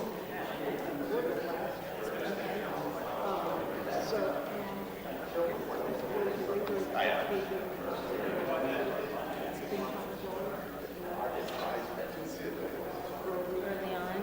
Yeah. I don't know I really don't know anything about it, but what I can do is if you want, I can talk to Christina tomorrow, and then you want me to shoot you an email or something like that. Okay. I'll ask her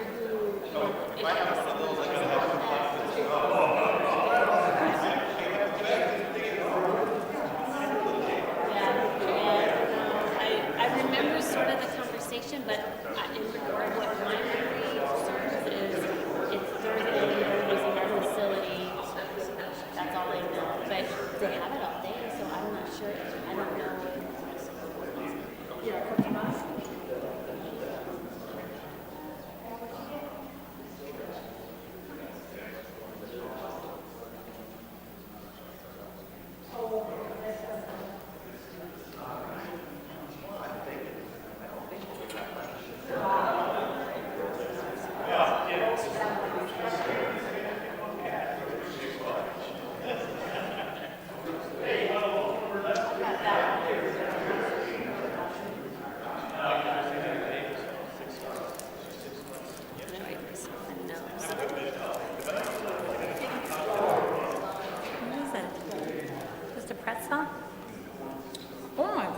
Go ahead. This young lady developed this, the girl in the back, there's got a picture of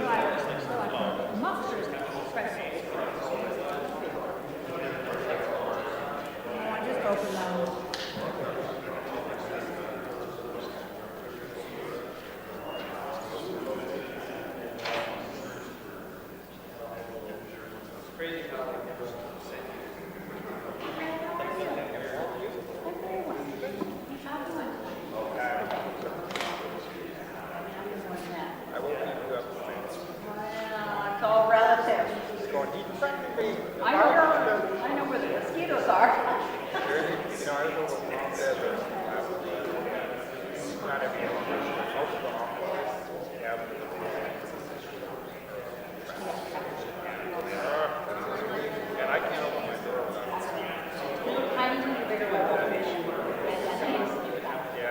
I'll see who, if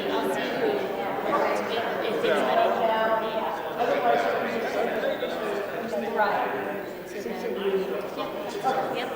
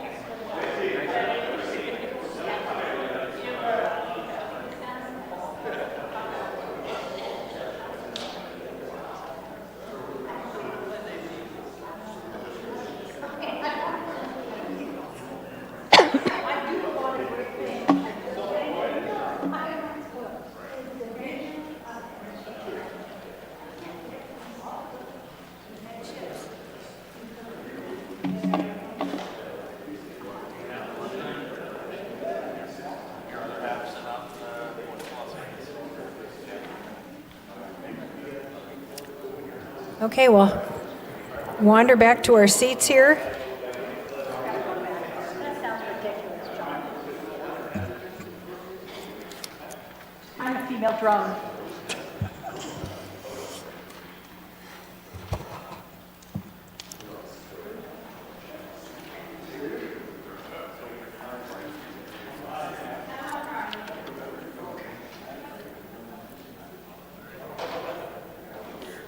Sorry, teacher. We're in recess. Legislative item, and we're, item A, Council Subcommittee Funding Recommendations for the fiscal year 2023-2024 Community Assistance Program. Thank you, Mayor.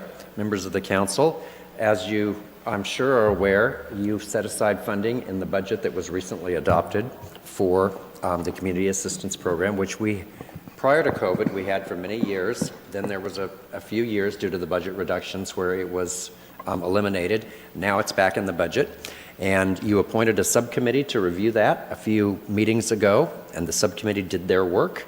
And this is their recommendation, which Kevin will go over with you, and the recommended action is to ratify the subcommittee recommendations. Thank you, Mr. City Manager, Mayor, Mayor Pro Tem Council, City staff. Good evening. As Charlie said, this is the FY 23-24 General Fund Community Assistance Program. This program, for this current fiscal year one of our adopted budget, you approved a general fund community assistance grant program to support requests from our community nonprofit organizations and other governmental jurisdictions. The total of that program is $70,000, comprised formerly of the CDBG, the Community Development Block Grant, a portion of $40,000 that we have now in this current budget decided to use that $40,000 on road improvement projects. And so with your approval with this budget, we included that now to be funded through the general fund. And previously, as Charlie said, prior to COVID, we had like a $28,000 program that we had. We upped it to $30,000. We did the Liberty, and so now we have a combined $70,000 program. So we've got to take these puppies off. They don't help because they're not bifocals. So with respect to that program, the request that came in, it used to be that on the smaller program, we'd go from anywhere from 1 to 3,000. So when we combined it, with this combined program, we set the range as 1 to 15,000. As the city manager said, an ad hoc committee was appointed at the June 28th meeting. Councilmember Ross, Councilmember Gregory, they so politely volunteered. Their arms were not twisted, I promise. We advertised the program a few days later on July 1st, and we requested grant applications be submitted by the end of the month, July 31st. And as such, we received a lot. The grant program and the grant application was sent to local media. It was advertised on the city's website, loaded on social media accounts, compliments our communications and events folks. It was included on the Discover Cathedral City website. Both the grant application and the notice of publication were both included. As a result of that July 31st deadline, we were able to, and Councilmember Gregory, he is our new Vanna White. He just put up the little booklet that both Councilmember Gregory and Councilmember Ross were provided for the 25 applications that were received. And we convened a review on Tuesday, August the 29th. We scheduled it for 3 hours and it was done in 2 hours, so we were all happy campers that it was that efficient. With the subcommittee recommendations now being finalized, they are here for you as a governing body to approve. Numbers, we're accountants, we like numbers. 25 applications were received, 19 applications were recommended for grant assistance. 2 applications that were received were considered to be more geared toward the Arts Commission. So with our Assistant City Manager and being our staff liaison, we've referred those 2 grant applications over to her for her to take under consideration and present to the Arts Commission for their consideration. And then there were 4 applications that did not meet the criteria that were published as a result of the review that we had on the 29th. And there you go. We had grant requests of almost $205,000, a little bit over $200,000. We were able to utilize, through the recommendations of our subcommittee, the entire $70,000. The idea was to spend it all, not to leave any on the table. So as you can see from the numbers for those 19, you see what was requested, you see what was recommended for award. And so it was about a third of what was asked we were able to provide overall. Great, thank you. And before anybody asks questions, I just want to thank Council members Gregory and Ross for taking the time to do this, because that is a very, it was a great process, and it really helps our community, so thank you. And it was a great process for us Yeah. because we had 2 staff members that none had been involved in this type of a deal before, both Rick Vogt and London Pyle. Oh, nice. And so that was nice as well. And I think it just worked, the 5 of us, the 2 Yeah. hours worked, and there was Yeah. give and take. And we visited in between. Good. Thank you so much, Kevin. And we have questions, and first from Mayor Pro Tem. Yeah, definitely thank you, council members, for doing this. Giving away money fairly is always difficult. I've done it before. The only item that I see here, and it's because last week I was at the homeless committee. The liaison from Shelter from the Storm was there, and they're cutting back their funding this year and for the next 2 years. So I notice, again, I appreciate your work. It's only a suggestion, but I see that you have Museum of Ancient Wonders for $5,000 and Shelter from the Storm $5,000. But when you consider the works that each of them do, you got to admit that Shelter of the Storm, it does some really good works. Not that the Museum of Ancient Wonders doesn't have some beautiful artifacts there and all, but I would like to see and just suggest if we could take $2,000 from the museum and give it to the Shelter of the Storm, which I believe they really need it, and it goes to good works. And that's my only comment that I have. Thank you. Thank you.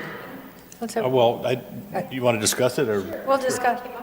Yes. So the reason we gave the full amount for both Palm Springs Air Museum and for Museum of Ancient Wonders is they both offered to give free admission to anybody from Cathedral City for a full month to their different things. And we thought that was an advantageous for the whole city. Anybody could go and take advantage of that, and that seemed like a really good service, especially in our lower income neighborhoods where the families could go. And normally, if the 5 of us went to the Air Museum, it's a pretty penny, to buy 5 tickets. But how wonderful that would be for a family to be able to do that. It's not that we were disrespectful of Shelter from the Storm, I understand that, absolutely. I wouldn't say that at all. No, I know you did, but I just want to make clear that I would also support that charity. And we did give them $5,000, which was, I think 2 people got 8, the Cathedral City boosters and the choir. The choir, And one well person deserved. got- The Cathedral City Senior Center got 75. Nobody else got more than 5 underneath that, which is what Yeah. Shelter from the Storm also got. Yeah. But when you think about the works that the Shelter from the Storm does, and giving some free passes to the Museum of Ancient Works, I just don't think there's any comparison. But I'll leave it up to council. Well, and that's where the fun begins, because as we went through here, and you look at it and say, well, they do good works, I bet you could pick out another half dozen or more that say, wow, they really do good works. So part of it was on the application. I know Shelter from the Storm, and they did an application. They asked for case management services. They kind of described what that was, but that's what they asked for. So we looked at that and looked at the volume and tried to be respectful of that. But also, it wasn't so easy, because everywhere you take, you have to, take away. And as was pointed, right, and some of them, like the Museum of Ancient Wonders, I think their program was more than a month. I think it was spread out on weekends, that kind of stuff. But it came as a package, and it's also a nonprofit that we've been trying to support and help get their legs under them. They're already actually here existing in the city, help get their legs under them. We didn't feel that was crazy requests for what they were going to get, and it was something that would be more spread. Shelter of the Storm has a very succinct clientele that they serve and do an excellent job. So it wasn't meant to be disrespectful to them at all, but we played this game where we moved them around, and then this one, and then this one. This one, if you did this level of funding, it couldn't even fund what they asked for, So it it was quite difficult. Sure it was. And not critiquing your work, why did the American Legion, aren't they out of Palm Springs? What do they do for the community, the American Legion? Do they give, they fill the Valor? See, if we were going to do this, then we should have sent you all every application, but we had that discussion about. And it's not that much money either. This was going to be fun if we do this on the floor, because, you know, we went through the applications and had discussions on each one and then went back several times, so. Would you guys like us to send you them? Well. No, we want to move on this tonight, you know, and again, we all appreciate So the work you did. No, let me answer you. So the American Legion, what they're wanting to do is their programs are for the Veterans Village. Oh. That's what they're doing. They asked for much more. They had several good programs. We thought with the amount of money they're putting in, they could match us on one program, and that would be a good start for this year. So I think that's why we settled on that money. That's why I said we can go through each one. We had our rationale, but some of it's like, well, yeah, they had a great program. They do great work. And so does that one, and so does that one. So we had to try to see. It's like dinner with Patsy got just what they asked. They asked for 5,000, we gave them 5,000, but everything they spend their money on is to raise money for other nonprofits. Yeah, they're a multiplier, so we looked at them as a multipliers. Yeah. So I just made an opinion. I said what I wanted to say, and we can just move on forward. I understand. And Chief, you got to walk me out to the car tonight? No, what you're going to do is you're going to get nominated to be on the committee next year. All right, thank you, Madam. Thank you, and Councilman Gutierrez has a comment. Thank you. I also want to thank Councilmember Gregory and Councilmember Ross for putting I'm sure that you guys put in quite a bit of time going through every single application and going through every grant that you guys came up with, the amount. I'm happy with what you guys did. It's tough to actually divide 70,000 into 25 applications and go through and to see which ones are actually, first of all, which ones actually qualify and which ones actually are worth of how much. Not just what they do, but also how much to award them. Because from what you can see, going from 15,000 that they requested to 2,500 is a lot of adding up and deducting from other ones. So I know you guys took a lot of time, so thank you. And we did a lot on our own before we came together. So when we came to the meeting, we already had an idea of what I thought was equitable, what he thought was equitable, and then I had to prove that he was wrong. No, it didn't work like that. But I vouch for that they did their homework. They probably spent more than the 2 hours on their own than we spent. Because we read every application. Correct. You know, and tried to, some people, for instance, and I'm not going to say who it is, there was one person and they wanted to take their money to buy prizes. And we thought, well, that's not the best use of the money. It's not a terrible thing to give prizes, but we just thought that wasn't the charitable use we'd like to have. Okay. Great job. We're done. Great job. I would, I wish we had 204,000 to, distribute just what they wanted. But we don't. We got the hat at the And back. so I really, I respect your decision-making process, and I think we can move forward on that. So at the public? I win that 850 million tonight. We're set. So any members of the public that wish to speak on these? Thank you. Brad Anderson would like to provide comments. Thank you, Kevin. Mr. Anderson? Oh, was it not this item? I apologize. Nope. It is 7C. So I don't have any request to speak forms for this item, but if you are a member of the public and you wish to comment, you can raise your hand. No comments.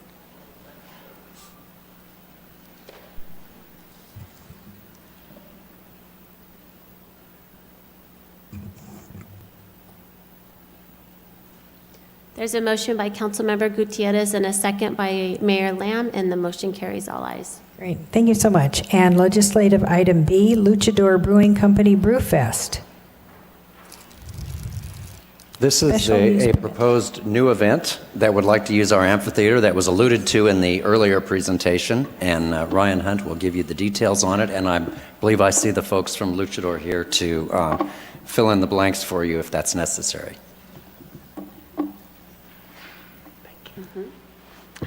Thank you, City Manager. It's good to be with you, Mayor, Mayor Pro Tem, City Council. Before I get started on the presentation, Mayor, I wanted to thank you for your remarks about your friend Steve Veriker. Obviously that's a lifelong friendship for you. I only had a year of time with him, but was proud to call him a friend in my short time too. So hearts with you and everybody who had the impact of Steve and the time that you had with him. So moving to the special use permit application that's for your approval tonight, which is the Hoppy Holidays Desert Brew Fest at Luchador Brewing. I know many of you mentioned that you had the chance to go out to the Michavella Fest, and I think it was such a popular event, they actually had to turn hundreds of people away, which is a good problem to have in a sense, but I think they've learned a lot to be able to hopefully make that a staple for our Mexican Independence Day celebration. So we were happy to have that in our festival lawn. So this is a request of use of our amphitheater, so a little bit different than the festival lawn annex that you approved, but scheduled for noon to 6 on Sunday, December 10th. That's the day after our Snowfest event. More than 40 beers will be featured to sample from 20 local and out-of-town breweries, and folks can be able to enjoy live music from Queen Nation and Metalachi, I think I'm saying that right, and show off your ugliest sweater for a chance to win prizes. So should be a lot of components for fun.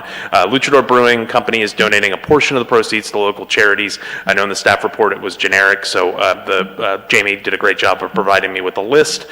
Boys and Girls Club, Well in the Desert, I think he had Scrap Gallery mentioned, many others, and he's also helping to with the Cathedral City Police toy drive with a goal. I believe that the goal is actually 500 gifts now that they hope to be able to get through the door for this event. So obviously a really significant charitable component to bring the community together for this.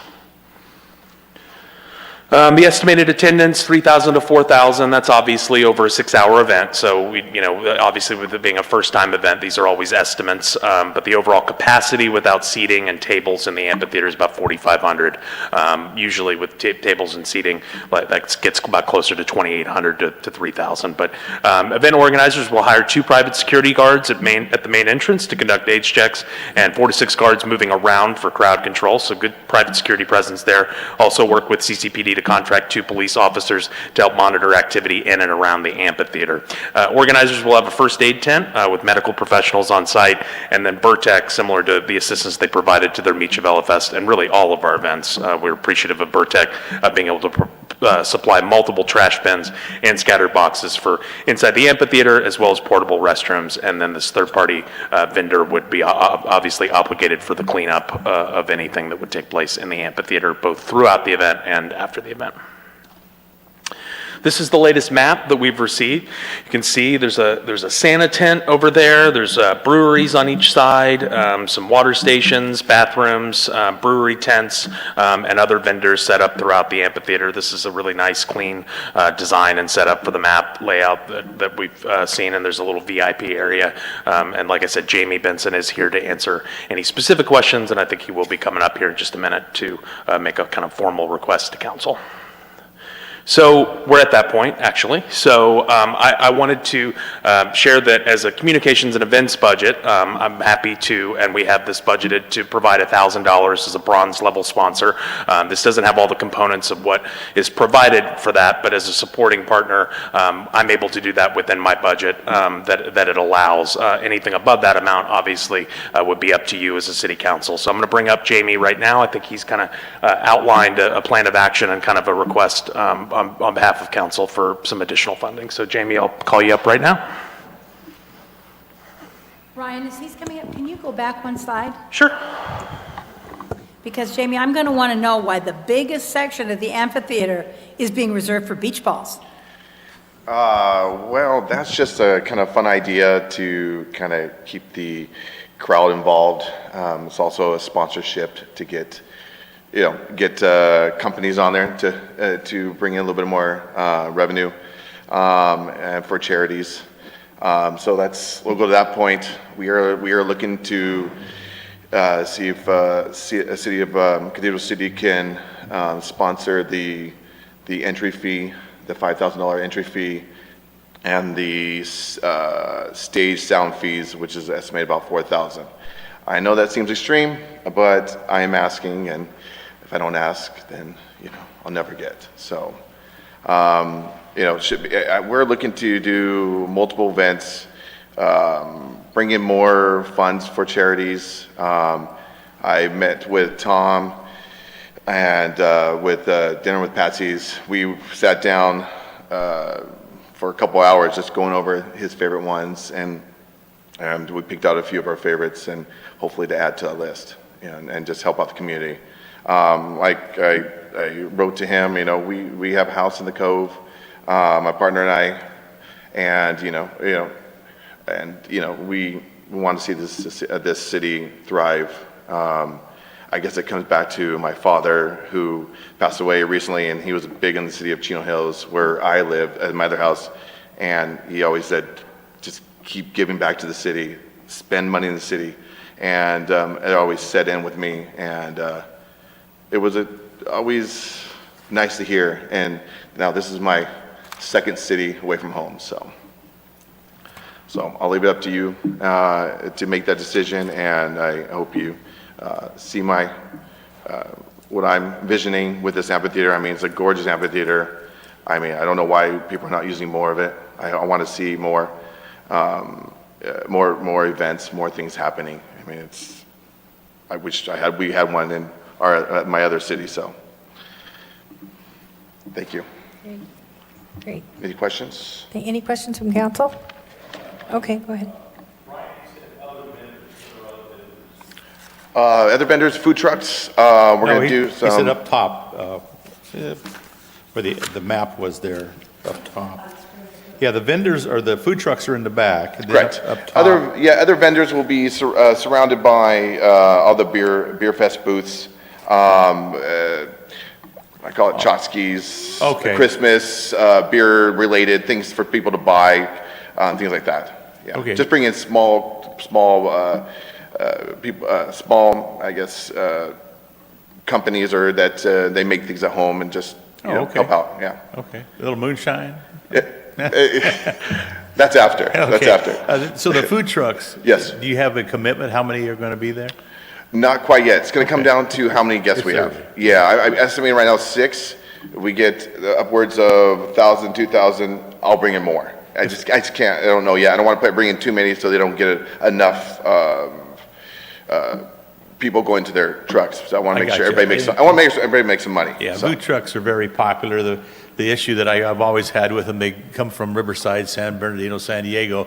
We don't have that many here, but we do have some local restaurants that have some nice catering establishments, or they have some portables too, so. 100%. I know as you, as a foodie in a restaurant, as I just heard, I just got a list from a friend that's helping us that she has reached for all the local places. That's I'm gonna hit first and then Okay. go outwards. That'd be good. That's Yeah. very, very kind. And Mayor Pro Tem, to that point too, we actually have found, with some of our food truck fiestas and, to Jamie's point of wanting to make sure everybody makes money and has, a successful event, that when you overexpand that number, as we did at Food Truck Fiesta, I thought for Balloon Festival last year, working with organizers, 12 was too many. And so we can get that down to 8 to 10. So if he's in that 6th spot, I think we're talking about whether that's a mixture of restaurants and food trucks, as you suggested, I think that's probably a reasonable number. Okay, thank you. Best of luck.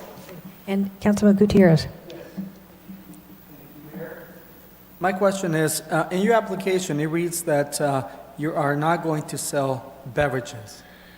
I got to look. Well, me personally, no. The food trucks will have their beverages. I looked at after the fact. I know you have a contract with the Pepsi and hot dogs and things like that. I know we're not doing hot dogs and stuff, but I'll have to revisit that and see talk to whoever and get the fine details on that. And then, well, I guess we just can't sell Pepsi, per se, correct? Pepsi contract has been terminated, so that won't be an issue or a blockade for you. Yeah. So drinks wise, yeah, no, are you thinking about like any beverages, like Yeah, sodas it and just stuff? reads any beverages, meaning water, sodas, Okay. or any of them. Okay, I thought it was more the Pepsi side of it, so. No, Okay, no. so I'll have to update that. Okay.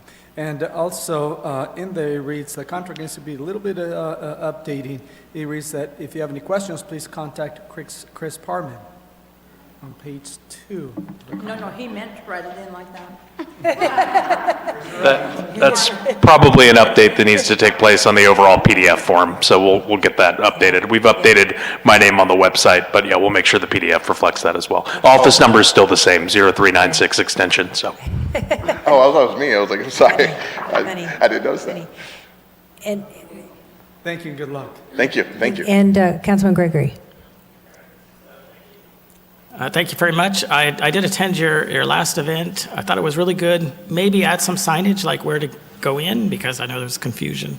So that would be my only suggestion, because it was a little tricky when you got there. CD rep told you where to go, but it was like, how do you get in? Yes, no, we again, we're going to learn from it. We're looking for next year to do the amphitheater. I think we're going to have a much bigger following, and amphitheater's just lit up and it's perfect for it, so. Yeah, so I don't think you're going to have it, well, be my suggestion, I'm not going to have any issue with what you've laid out for the SUP, but now you have a pretty large financial ask. So I hear you're asking for $9,000. Correct. And the city has said we can cover in the budget $1,000 of that. And so, you know, that big of an ask would make you one of our major events. And well, let me just say, so we had a time in the history, and the council knows this and staff, everybody, where we pretty much, you know, paid to put on the events, and sometimes it would look like somebody else was putting them on, but we were really putting a lot of or most of the money in. And so we settled a few years ago on a few signature events with a small pool of money for sponsorships for others. And that was part of the idea of the amphitheater, was people would come in and then they would use it, and the city might actually have, we laughed and said make money, and the city never makes money, but actually have some money that could be used for maintenance and upkeep of the amphitheater. And then we have budgeted events. And as you hear, if you've been around any of this meeting, we have lots of expenses. In fact, we just had a discussion why we couldn't give $5,000 or more than that to shelter from the storm, you know, this kind of stuff. So I'm not trying to beat you up, but I'm trying to put this in a framework, because it all comes out of the same pot of what that means to make that kind of off-budget, I'm going to call off-budget request, because, you know, we have a 2-year budget cycle, which you know, you can't come up with an idea of an event and do that. So I've not been a fan of trying to have us go back the way we were before.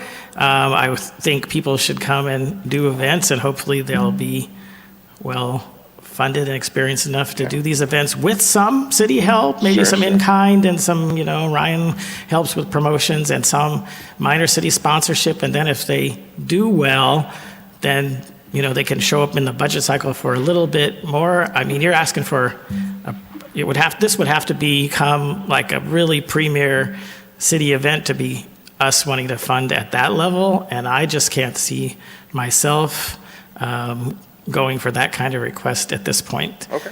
So I'm just sharing my opinion. Thank you, Mayor. Thank you. And Mayor Pro Tem? Did you have a comment? Oh, okay. Councilman Gutierrez, I agree with Councilman Gregory. I don't think we're in a position this year, especially with all that's happened, and that we could really look at something like this. But I was at your event September 16th. It was brilliant and wonderful, and lots of fun. So I know this will be a success too, and we could look at it again in the future. Yeah, my timing was just off. You know, just I didn't know that was going to happen. So you know, my heart goes out. So. You know, I appreciate you just taking the time, and even, you know, I'll keep trying. Absolutely. You know, that's all I'm going to do. So, yes. yeah, I appreciate it. We want this to work. We want this restaurant to work, and the city to thrive. So you're a wonderful resource in our community. Thank you. Fabulous. Thank you. Yes. Appreciate that. Yeah, you bet. So, thank you. Any other questions? All right. Thank you. Thank you much, Jamie. Thank you. Any members of the public? I don't have any requests to speak for this item, but if you're a member of the public and you wish to comment on this item, please raise your hand. I see no hands, Mayor. Okay, great, thank you. And are we ready for a motion? I would move approval of the SUP as presented and then have, if the city does a sponsorship, have that worked up with Ryan out of his budget. Perfect, thank you. Thank you for clarifying that. So there is a motion by Councilmember Gregory and a second by Mayor Lamb, and the motion carries all ayes. Thank you. Item C, resolution of opposition to initiative number 21-0042A1, a November 2024 ballot measure jeopardizing cities' ability to provide essential services and infrastructure. Thank you, Everybody, Mayor, thank members you. of the council. Ann Ambrose will provide some information for you on this. I know you've all heard about this because if you've been to any League of Cities event in the last year, really, this has been one of the major topics of conversation and the threat that it poses to cities' ability to sort of control their own destiny. So, Ann, go ahead. Mayor Pro Tem Council, good evening. So as our city manager said, the item before you is consideration of a resolution of opposition to the Taxpayer Protection and Government Accountability Act.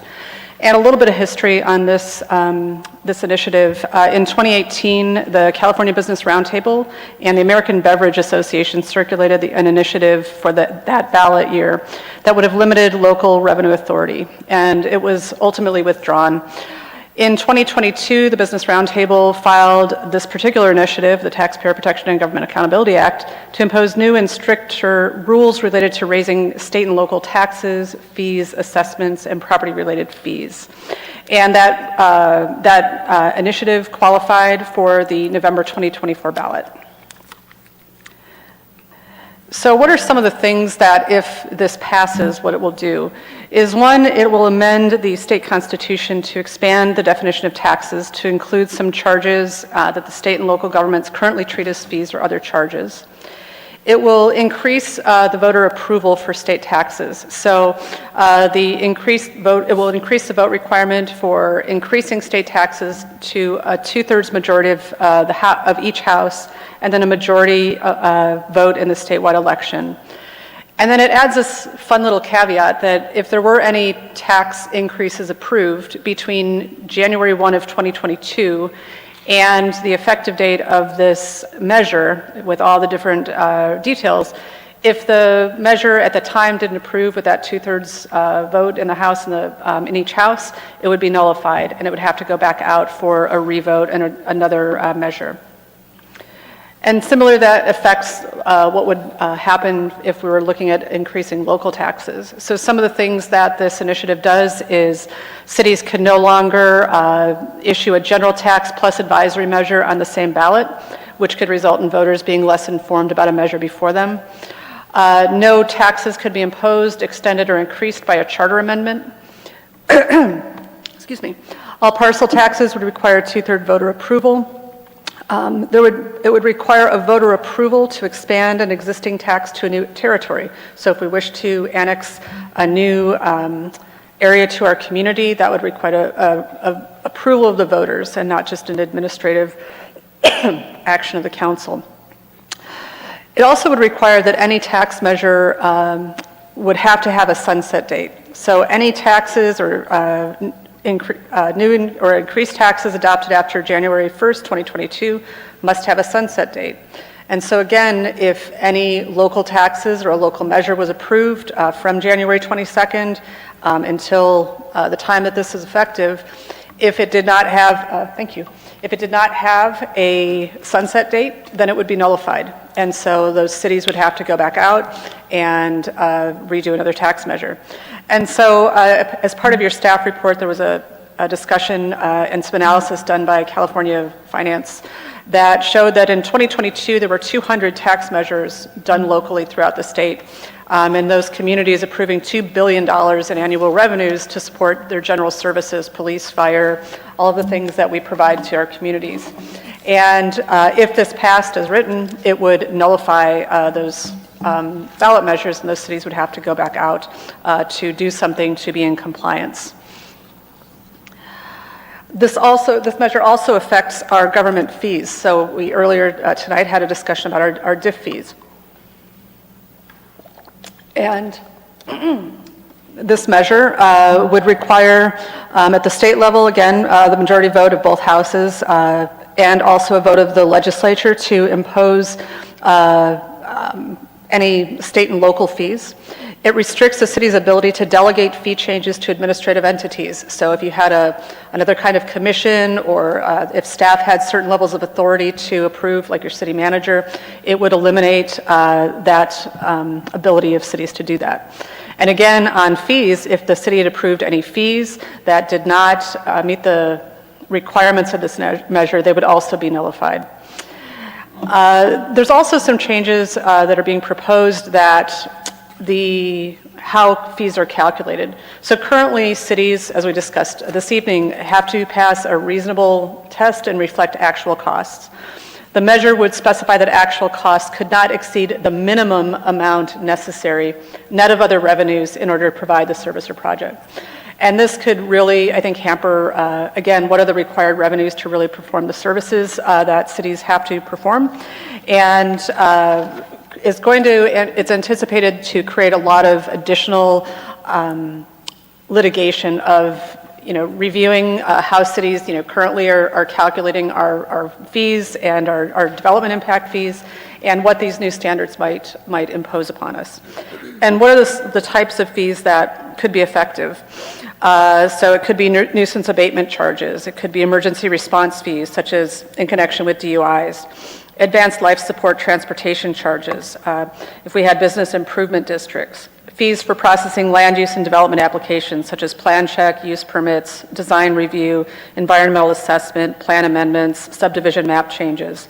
Document processing, facility use fees, parking fees, fines and penalties, fees for parks and recreation services.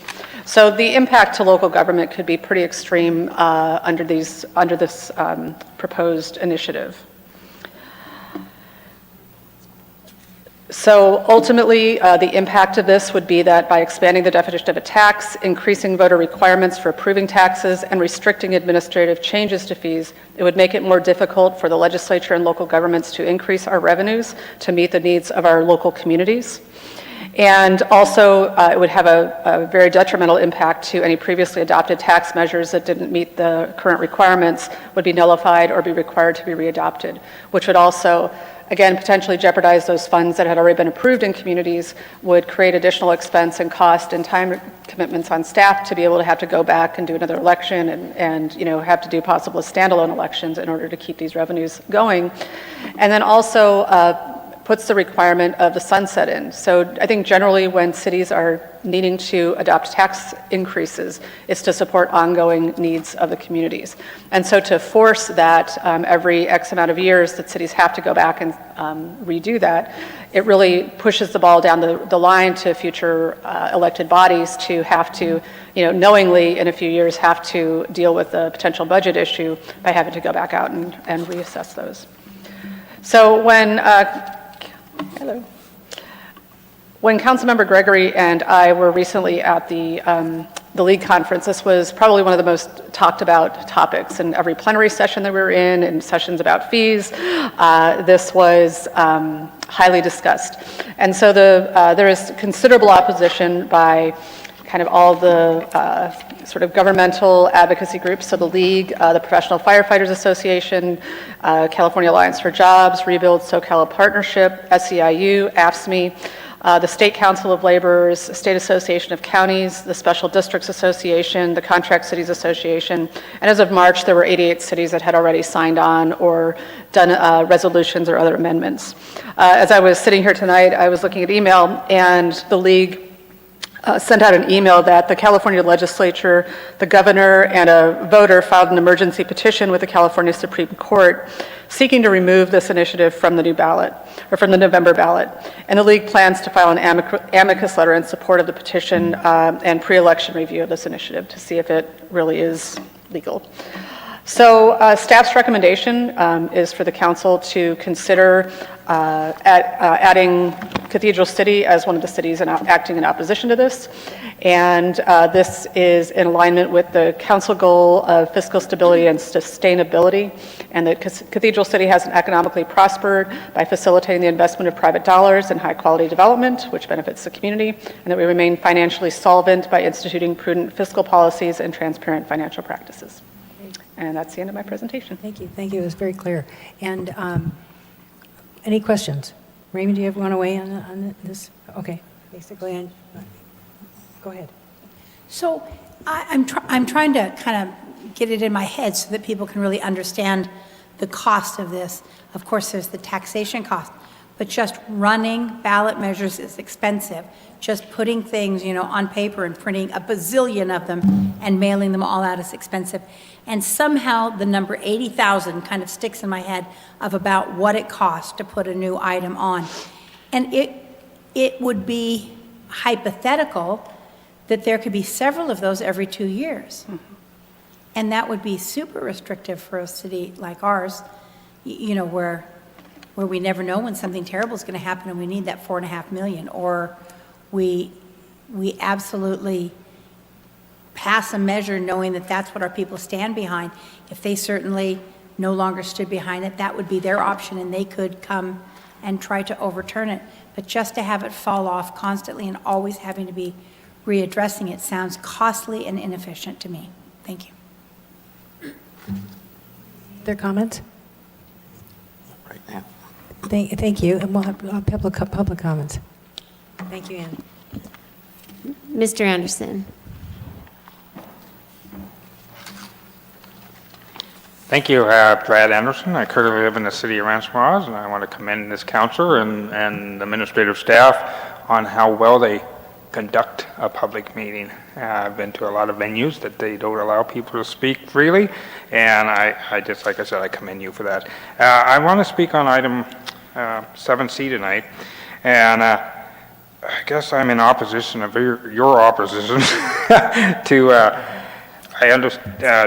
for this initiative 21-004-2A1, and I guess it's being called the Taxpayers Petition and Government Accountability Act. And I knew this was coming along for a long time, and I was just kind of waiting for somebody to stand up and oppose it, because I see no downsides to this as a taxpayer. And I find it unusual with the verbiage in this as jeopardizing public services or essential services. I understand the League of California Cities is in everybody's ear, especially last week, pushing this spin on this initiative. I guess where we're going to go is, I think you speak for the city as a whole, where you can have complete control, not complete control, but control over assets of changing fees to taxes, whatever the aspect is in this initiative. But, and there's no downside to this. This is this voter. You can still get your money if people from the council or from the city approved it. And I can't go into the details because I don't know the details that well either. But I know it's a good thing, and it's not a bad thing for the citizens of the Coachella Valley, of the state of California. So I'm hoping it pushes forward. I know there's not a lot of these new financing districts popping up, and I'm sure they're trying to do this before this takes place. But yeah, I'm sure you can. I'm opposed to you denying this, because I'm sure a lot of your citizens, once they know this and know the details, would be against what you're doing today. Thank you. Thank you, Mr. Anderson. Any other public comments? I don't have any other request to speak forms for this item, but if you're a member of the public and you would like to comment on this item, please raise your hand. Thank you. Brad, are those your glasses on the table? Oh, no, those are I'm Kevin. That's right, you gave up your glasses. You don't need them.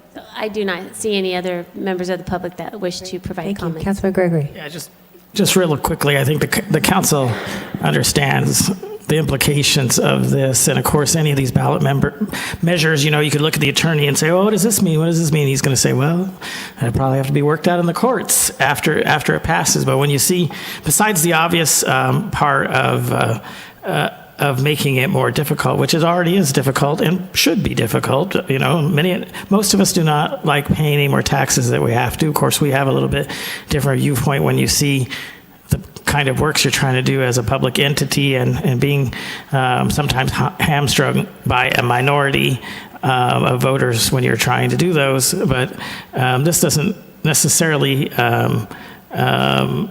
change that on the ones that are already restrictive. It just would make practically everything more restrictive. And when I see language in it that says that, you know, that any fees have to reflect actual costs, but then it adds that the actual cost has to be the minimum amount necessary to actually do the function, you know, that makes me think, again, that you're going to invite all kinds of lawsuits that says, well, you know, what you passed may have been reasonable to do a reasonable quality of work, but not the minimum quality of work, and that's now what the new codes, so just language like that tell me that we should oppose this. And I do want to bring up, this council has been very restrained over previous councils, and it's come up for debate whether we should be taking positions on propositions. And this one, I don't think anybody questions, clearly falls within the realm of things that affect the financial welfare of the city. You know, we've had some other ones that technically didn't add or subtract to the city's welfare or restrict our ability to do our job.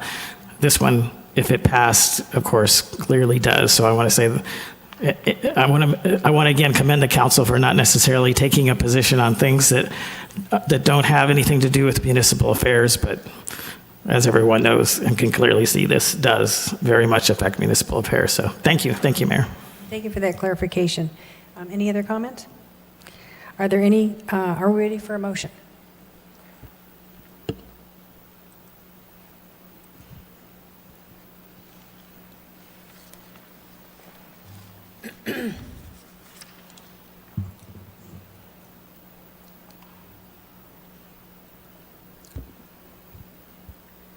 There's a motion by Mayor Lamb and a second by Councilmember Gregory, and the motion carries all ayes. Great, thank you. Are there any items the council would like to discuss, future agenda items? All right, tomorrow is the homecoming parade. Don't forget. Okay. I think we're just, yeah, homecoming tomorrow. Okay, the next regular council meeting will be held on October 11th, 2023. This meeting is adjourned. Thank you so much. Are we wearing matching shirts or anything? She's just not going to answer. Do you think we should do this one? Cathedral City shirts. Wear your Cathedral City shirt. No, the new ones we got, black with gold.